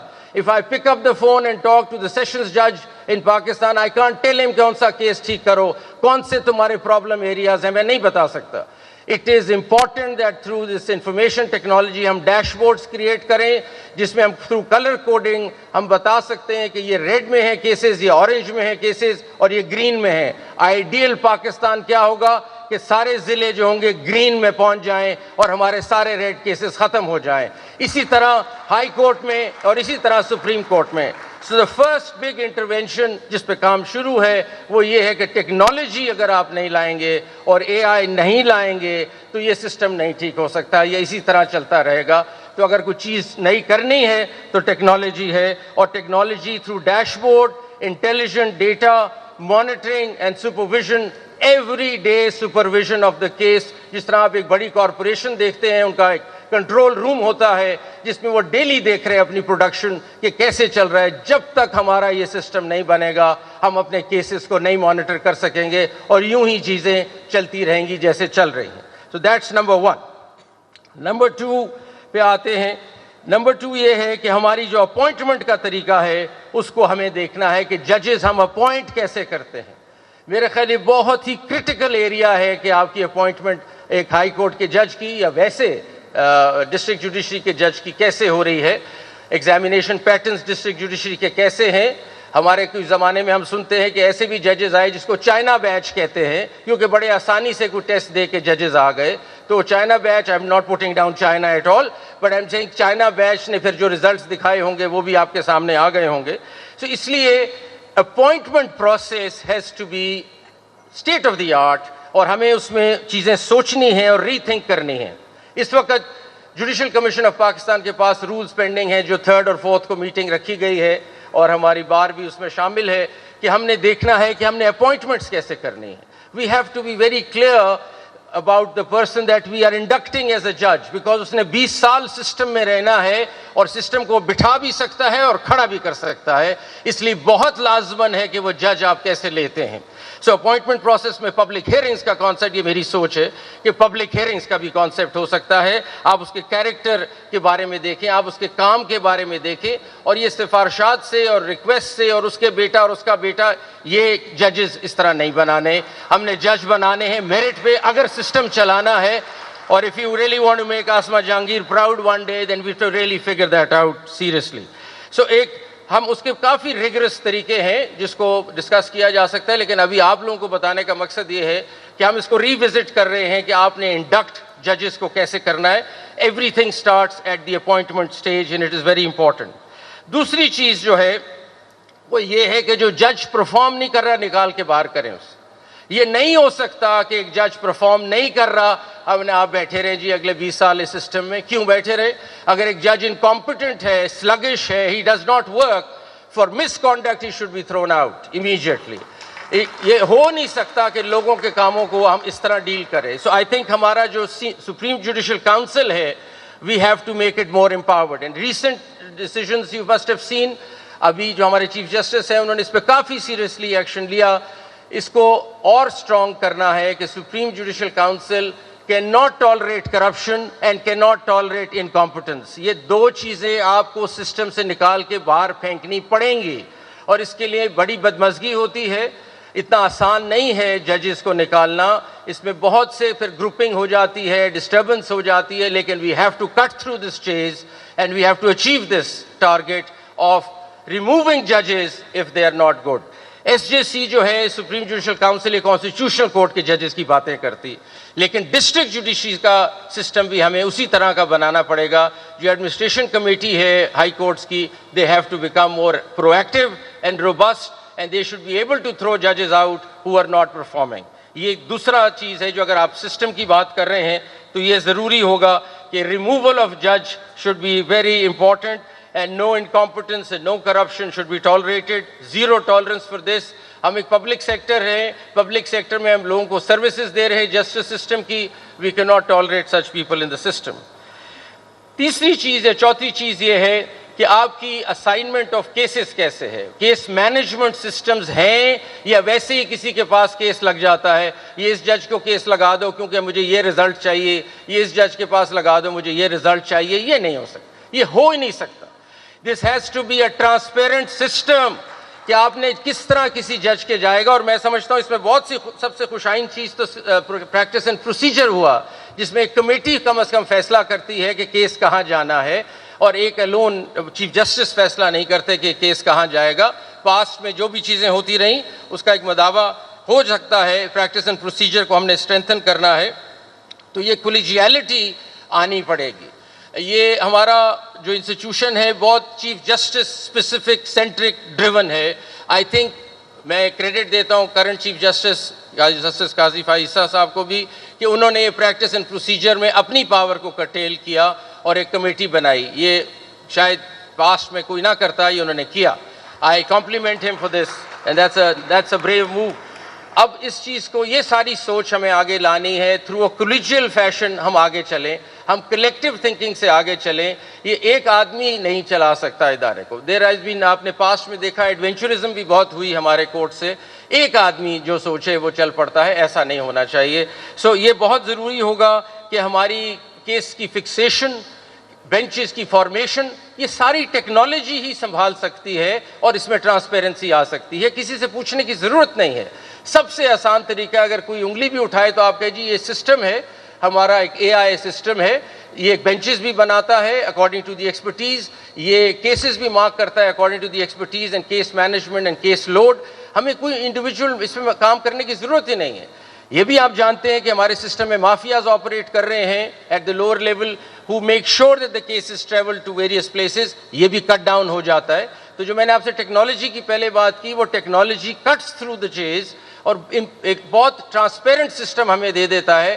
آپ یہ نہیں گیس کر سکتے کہ کس بینچ کے جانا ہے, بینچ کیسے کانسٹیٹیوٹ ہونا ہے. آئی تھنک اس طرف ہمیں جانا ہے اور اس طرف یہ پریکٹس اینڈ پروسیجر ہمیں لے جا رہا ہے. اس پہ کافی سوچ شروع ہے کہ کولیجیل تھنکنگ ہو, انڈیویجولسٹک تھاٹ کو اب ختم کرنا پڑے گا اگر ہم چاہتے ہیں کہ ہمارا ایک روبسٹ انڈیپینڈنٹ ادارہ بنے. اس کے بعد جو اگلی چیز ہمیں ضروری ہے, اور اس کے لیے آپ کے ساتھ میں فگر شیئر کرنا چاہتا ہوں کیونکہ آپ لوگوں کے کیس ہے جو ہمارے پاس ہے. 2.4 million cases are pending in Pakistan right now. Now, as far as the district judiciary is concerned, 2 million are in the district judiciary. So 85 to 90% cases are in the district judiciary. اوپر تو اتنے نہیں ہیں. The real fact or the real problem is in the district judiciary. ہمیں دنیا کی practice کو دیکھنا ہے, گلوبل پریکٹسز کو دیکھنا ہے کہ کیا دنیا کر رہی ہے. ہم لگے ہوئے ایک ہی ڈگر پہ کہ جی فیصلہ ہوگا, ہر کیس میں فیصلہ ہوگا, عدالت میں جائیں فیصلہ ہوگا. دنیا میں ایونیوز چینج ہو گئے ہیں ڈسپیوٹ ریزولوشن کے. دنیا میں آپ کورٹ میں جاتے ہیں اینڈ پہ, پہلے بہت سے اور راستے ہیں ڈسپیوٹ کو سیٹل کرنے کے. اگر ہم ایک ڈسپیوٹ ریزولوشن میکنزم کا ادارہ ہے, یہی ہمارا بزنس ہے, ہم ڈسپیوٹ سیٹلمنٹ کرتے ہیں لوگوں کی, تو پھر ہمارے پاس آپشنز بھی ہونے چاہیے نئے, اور وہ آپشنز دنیا میں ہیں, کوئی ایسی نئی بات نہیں ہے. اور اس کو کہتے ہیں ADR, alternate dispute resolution system. اب اس میں سب سے زیادہ اس وقت پاپولر جو دنیا میں چیز چل رہی ہے وہ میڈییشن ہے, جس میں لوگ خود بیٹھ کے سیٹل کر دیتے ہیں. ایک جج ہو سکتا ہے جو میڈییٹر ٹرین ہوا ہو, یا کوئی بھی میڈییٹر ہو, وہ آپ کو میڈییٹ کرا کے آپ کا ڈسپیوٹ حل کر سکتا ہے. اسی طرح آربیٹریشن اور پھر اور چیزیں. اب میڈییشن کے سلسلے میں ہمارا یہ ویژن ہے جو آگے چل رہے ہیں کہ پاکستان کے 138 ضلعوں میں میڈییشن سینٹر قائم ہوں گے ہر عدالت میں. اسے کہتے ہیں کورٹ اینیکسڈ میڈییشن, کہ لوگوں کو یہ بتایا جائے کہ آپ کو ضروری نہیں ہے کہ مقدمہ لڑنا ہے, آپ جا کے سیٹل کر سکتے ہیں ساتھ والے سینٹر میں جا کے. تو یہ سینٹر جب آ جائیں گے تو میڈییشن کی طرف بھی ایک رجحان ہوگا. اور ایک دفعہ ہم نے پنجاب میں اس کو ایکسپیرینس کیا تو 30 سے 40% مائگریشن ہوئی کیسز کی. دنیا میں جو فگر ہے 90% کیسز میڈییشن اور آربیٹریشن کی طرف جاتے ہیں. سو only 10% are handled by the courts. In Pakistan 100% is being handled by the courts. There is something wrong. We need to fix this. اور ہمیں لانا پڑے گا, اس طرف آنا پڑے گا میڈییشن کی طرف. اور law minister is here and the bar is here. You will have to support this initiative. This cannot be without your support. اور یہ کچھ وکلا حضرات اگر یہ سمجھتے ہیں کہ جی ہماری تو پریکٹس بیٹھ جائے گی میڈییشن میں تو ہم نے تو اسٹے لینا ہوتا ہے, میں ان کے ساتھ یہ آرگیو کرتا ہوں کہ آپ جب 10 سال کیس چلاتے ہیں تو ایک دن میں ہی ایک کیس ختم کریں, اگلا کیس لے لیں میڈییشن کا. تو اکنامک ماڈل بھی چلتا ہے اس کا, اگر آپ بیٹھ کے بات کریں تو آپ کے لیے بھی فائدہ ہے اگر اس طرف آئے. اور دماغ میں آپ رکھیے جی کہ ہمارے پاس سپیریئر کورٹس میں 4000 کیسز ڈیلی فائل ہو رہے ہیں, اور ڈسٹرکٹ جوڈیشری میں 70,000 کیس روز فائل ہوتا ہے. Please understand the size of the problem, and that is why the cases don't get decided. تو یہ کہنا تو آسان ہے کہ جی 20 سال گزر گئے, لیکن پرابلم کو تو ڈائسیکٹ کریں. 70,000 کیس ڈیلی پاکستان میں فائل ہو رہا ہے ڈسٹرکٹ جوڈیشری میں. اگر آپ یہ ایونیوز میڈیشن کا نہیں لائیں گے, آپ آربیٹریشن کا ایونیو نہیں لائیں گے, کلاگ کر جائے گا system. May be it is already clog. And so we need to think about these things and these innovations. I want the government and also the bar supporting me on this. Number of judges Pakistan کی سن لیجئے آپ کتنے ہیں. 4,000 sanction strength ہے سارے پاکستان کے, civil court سے لے کے سپریم کورٹ تک 4,000 جج ہے, جس میں سے 3,000 اس وقت کام کر رہا ہے, باقی اپوائنٹمنٹ سے بھی نہیں ہوئی. پاپولیشن کتنی ہے؟ 231 ملین پاکستان کی. اس کا مطلب ہے کہ ہم 13 جج ہیں پر ملین. یہ ریشو میں ابھی آپ کے ساتھ گلوبل شیئر کرنا چاہتا ہوں. ایوریج انٹرنیشنل بینچ مارک کیا ہے؟ 90 ججز پر ملین. ہم 13 جج پر ملین ہیں, 90 ججز پر million is the normal average in the world. So with this benchmark, اگر آپ اس بینچ مارک کو انٹرنیشنل امپلیمنٹ کریں تو ہمیں 21,000 جج چاہیے پاکستان میں اگر آپ اپنے معاملات کو ایڈریس کرنا چاہتے ہیں. پھر یہ گلا نہیں ہو سکتا کہ جی 10 سال لگ گئے میرے کیس میں. 21,000 جج ہونے چاہیے انٹرنیشنل بینچ مارک کے مطابق if you want to proceed. So that is something that the government will have to think. We have to take out revenue, we have to take out funds and fix our court systems. We require that money. آپ کو پتا ہے کہ Brazil میں سب سے budget کا سب سے بڑا آئٹم جو ہے وہ جوڈیشری ہے. Army comes second. اچھا جی آگے چلتے ہیں. اور اس کے علاوہ جو ہمارے سسٹم جو نہیں چل رہا نیچے لٹیگیشن کا, اب وکلا حضرات یہاں بیٹھے ہیں, سب دوست ہیں, میں بھی وکیل تھا پہلے. ایڈجرنمنٹس آپ سے آ رہی ہیں, سلو کر دیا ہے. ورلڈ بینک کی رپورٹ ہے کہ 80% جو ڈیلے ہے کیسوں کا وہ ایڈجرنمنٹس کی وجہ سے. تو یہ آپ کو سوچنا ہے اور بار کے لیڈرز کو سوچنا ہے. جس طرح ہمارے ہاں کنٹینیوٹی نہیں ہے, آپ کی بھی کنٹینیوٹی نہیں ہے. ایک صدر بات کر کے جاتا ہے, اگلا صدر آتا ہے, وہ کہتے ہیں جی میں نے تو کہا ہی نہیں تھا یہ ساری باتیں. تو آپ کو ایسوسیشنز کو پلیز سوچنا ہے. the bar associations need to have continuity. This cannot work like this کہ میں آپ سے بات کرتا ہوں, اگلے جو صدر آتے ہیں وہ کہتے ہیں میں نے تو کہا ہی نہیں تھا یہ بات. تو اس طرح نہیں چل سکتا ادارہ. تو let's all get serious about this کہ ہم نے ایڈجرنمنٹس کا کیا کرنا ہے. ساری دنیا میں کاسٹ ڈالی جاتی ہیں اگر مقدمہ غلط ہو جائے یا اگر آپ فیل ہو جائیں. ہمارے ہاں رواج ہی نہیں ہے.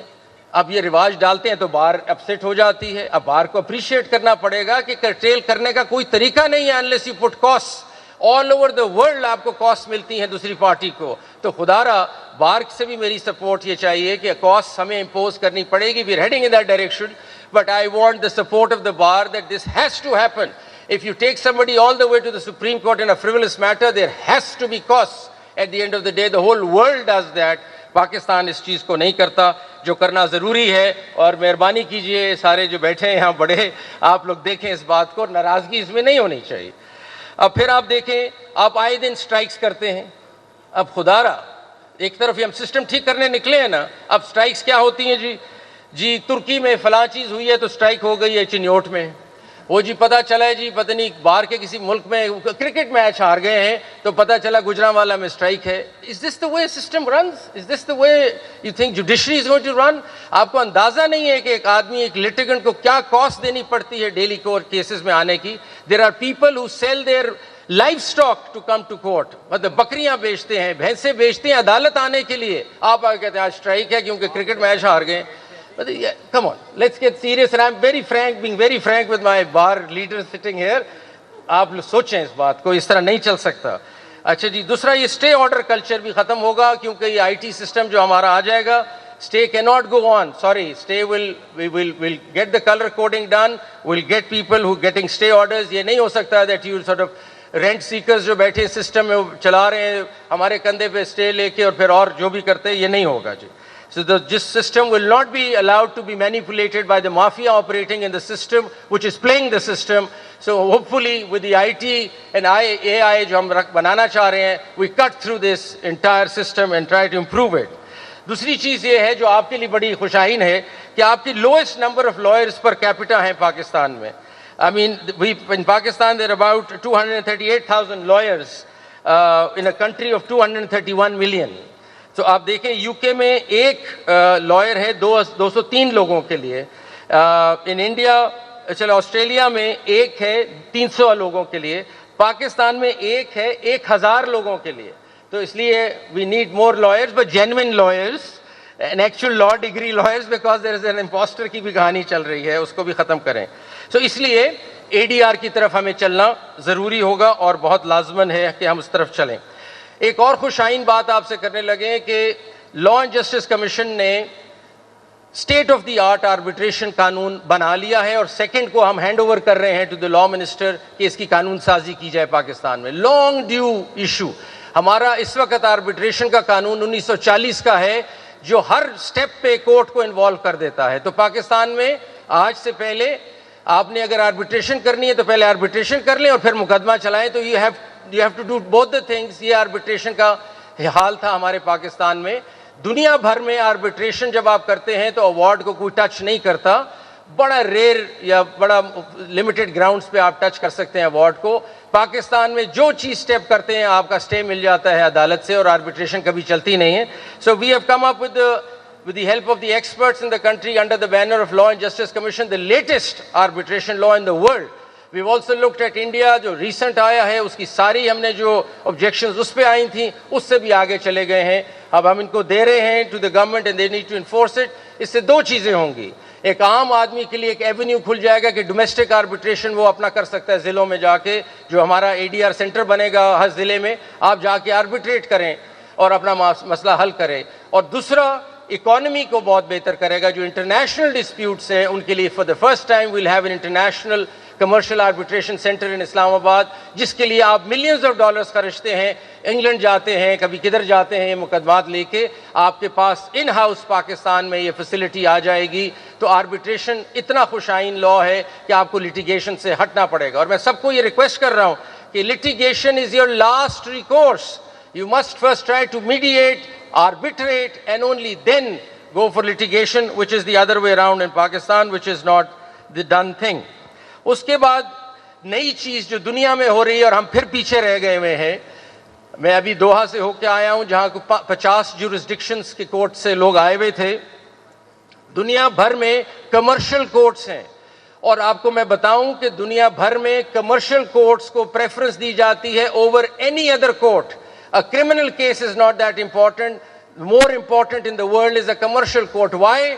Because it boosts your economy. It looks after the businesses of the country and injects that kind of rigor in the economy, which is essential and more important than any other case. ہمارا commercial court ہی کوئی نہیں ہے. ہمارا commercial court اسی کے ساتھ چل رہا ہے جو باقی چیزیں چل رہی ہیں.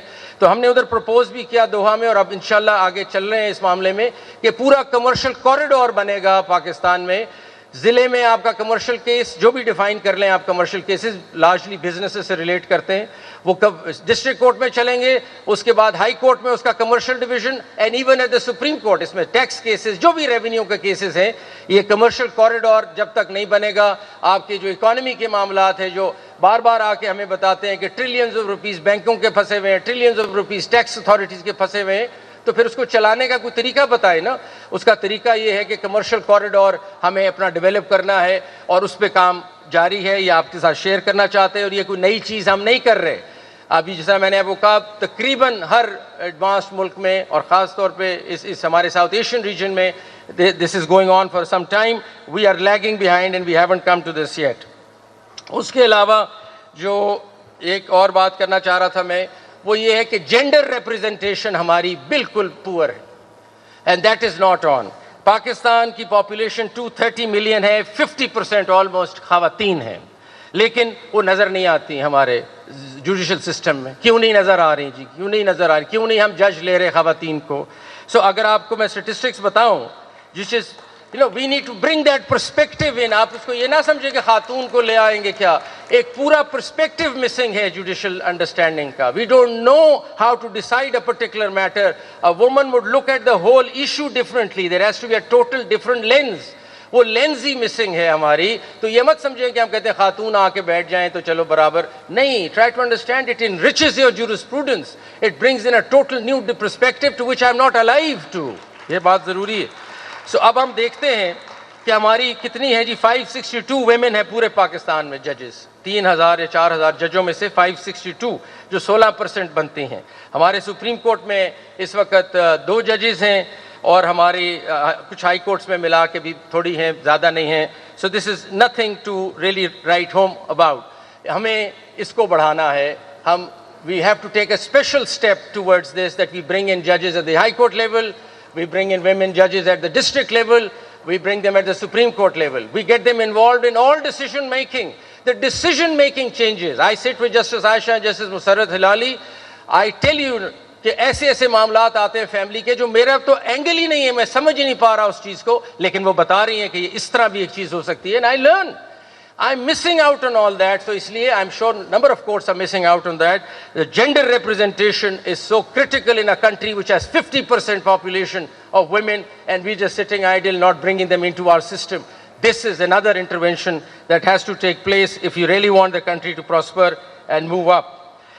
اس کے علاوہ ٹریننگ پہ ہم آپ سے سر شیئر کرنا چاہ رہے ہیں کہ جب تک کنٹینیوئنگ ٹریننگ نہیں ہوگی سسٹم نہیں چل سکتا. We all get sluggish, we all get rusty, we need to go through training. ہم نے فیڈرل جوڈیشل اکیڈمی کو ری انوینٹ کر دیا ہے. ہمارے 4000 ججز ہیں, آج تک وہ 4000 ججز کبھی اکیڈمی میں آئے ہی نہیں تھے. ہم نے for the first time what's app technology, جو کمیونٹی سسٹم ہے واٹس ایپ کا, اس کو استعمال کرتے ہم سارے 4000 ججز کے ساتھ ان ٹچ ہو گئے ہیں. We are sending them online programs, online videos for their self improvement. اور اس کے علاوہ 48,000 ہمارا پیرا لیگل سٹاف ہے پاکستان میں. یہ احمد, یہ reader, 48,000 people. They have never seen an academy. They don't know what training is. They don't know what to do, what is their job description. پھر ہم کہتے ہیں سسٹم چلتا نہیں ہے, 20 سال لگ جاتے ہیں کیسز کو. اس کو یہ نہیں پتا کہ فائلیں کیسے مینٹین کرنی ہے, اس کو یہ نہیں پتا کہ کیس مینجمنٹ کیا ہوتا ہے. So for the first time we have reached out to 48,000 through online system, the community portal of WhatsApp, and we are now reaching out to them, giving them courses. And when I met the first batch, جو پہلا میرے پاس آیا بیچ اس کا judicial academy میں ایلمدز کا اور readers کا, وہ رو رہے تھے پریکٹس. انہوں نے کہا زندگی میں ہم کبھی اکیڈمی نہیں آئے, ہم نے تو دیکھی نہیں کہ اکیڈمی کیا ہوتی ہے اور ٹریننگ کیا ہوتی ہے. So that's a sad state of affairs, but things are improving and we want to improve this. Training کے بغیر, کنٹینیوئنگ گروتھ کے علاوہ کوئی آپ کا سسٹم بہتر نہیں ہو سکتا. کنٹینیوس ریفارمز کے علاوہ سسٹم بہتر نہیں ہو سکتا. تو اگر آپ نے ریفارمز کا ہاتھ چھوڑ دیا, آپ نے ٹریننگ چھوڑ دی, the system is going to go down, it cannot improve. تو اس لیے یہ چیزیں سوچی جا رہی ہیں اندر کہ اس کو بہتر کیا جائے. لاسٹلی, فائر والنگ بہت ضروری ہے. کوئی ایکسٹرنل انٹرفیئرنس نہیں ہو سکتی ہمارے معاملات میں. The judiciary will stand united against any interference that comes in to our system and we take it seriously. یہ نہیں ہو سکتا, یہ ہمیں دیکھنا ہے اور اس فائر وال کو ڈیولپ کرنا ہے. I want to say much because ہم suo moto میں اس چیز کو دیکھ رہے ہیں. There has to be a fire wall. We have to work, and all the institutions in the country, and I want them to hear me now, all the institutions in the country must realize کہ اگر justice نہیں ہے تو وہ نہیں, justice ہوگا تو سب چلیں. ان کے لیے بھی بہتر ہے, ان کے لیے بھی بہتر ہے, اور ان کے لیے بھی بہتر ہے کہ ہمارا justice system چلے. If you weaken the justice system, you weaken yourself. Every institution is weakening itself if you weaken justice system. So I don't understand, there's no rocket science about it. Please, justice system has to be strong, robust and independent for all the other institutions to develop and grow and prosper. It's a simple message. Please get through that. پتہ نہیں کیوں نہیں بات سمجھ آ رہی کسی کو. But lastly, I just want to finish it now, but I want to leave it with, and I want to do it for Asma, and I cannot leave the rostrum without quoting Faiz at Asma Jahangir conference. یہ آپ سمجھیں کہ reform کے context میں دیکھ لیں یا یہ آسما کے لیے بھی دیکھ لیں, تو میں شعر سے اینڈ کروں گا. مٹ جائے گی مخلوق تو انصاف کرو گے, منصف ہو تو اب حشر اٹھا کیوں نہیں دیتے. Thank you very much.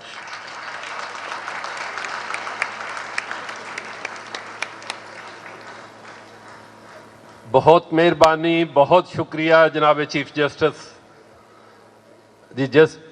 Justice منصور علی شاہ ہمارے چیف گیسٹ, ان کا شکریہ ادا کرتے ہیں. انہوں نے انتہائی دل کھول کے باتیں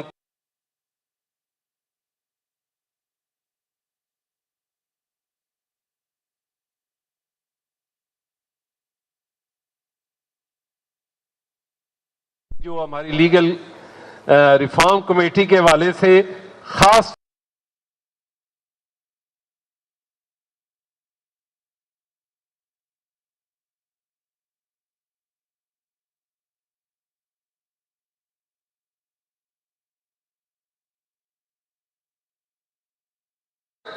آئین प्रेफरेंस है कि अल्टरनेट डिस्प्यूट रेजोल्यूशन के हवाले से ऑप्शन होनी चाहिए लिटिगेंट को।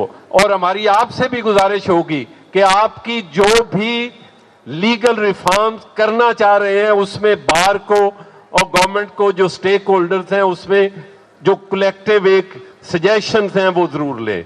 इन्हीं गुजारिशात के साथ बारे दीगर शुक्रिया अदा करता हूं और तमाम ऑडियंस का शुक्रिया अदा करता हूं कि जिन्होंने इतने सब्र तहम्मुल से आसमा जहांगीर की उस रवायत को कायम रखते हुए तमाम मुकर्रीन को सुना। जनाब स्वरूप। बस I think Bhoon Saab has said everything that needed to be said and thanked the Chief Guest of Honor, His Lordship Mansoor Ali Shah, for his usual eloquence and clarity. We're very privileged to have the finest judge in Pakistan as our Chief Guest. Just one announcement, जो lunch की break थी for 1 hour, वो अब 30 minutes की होगी and the sessions that were scheduled for 2 would now start at 2:30. End at 3:30. So, well, I mean, sorry to have eaten into your lunch break, but the conversation was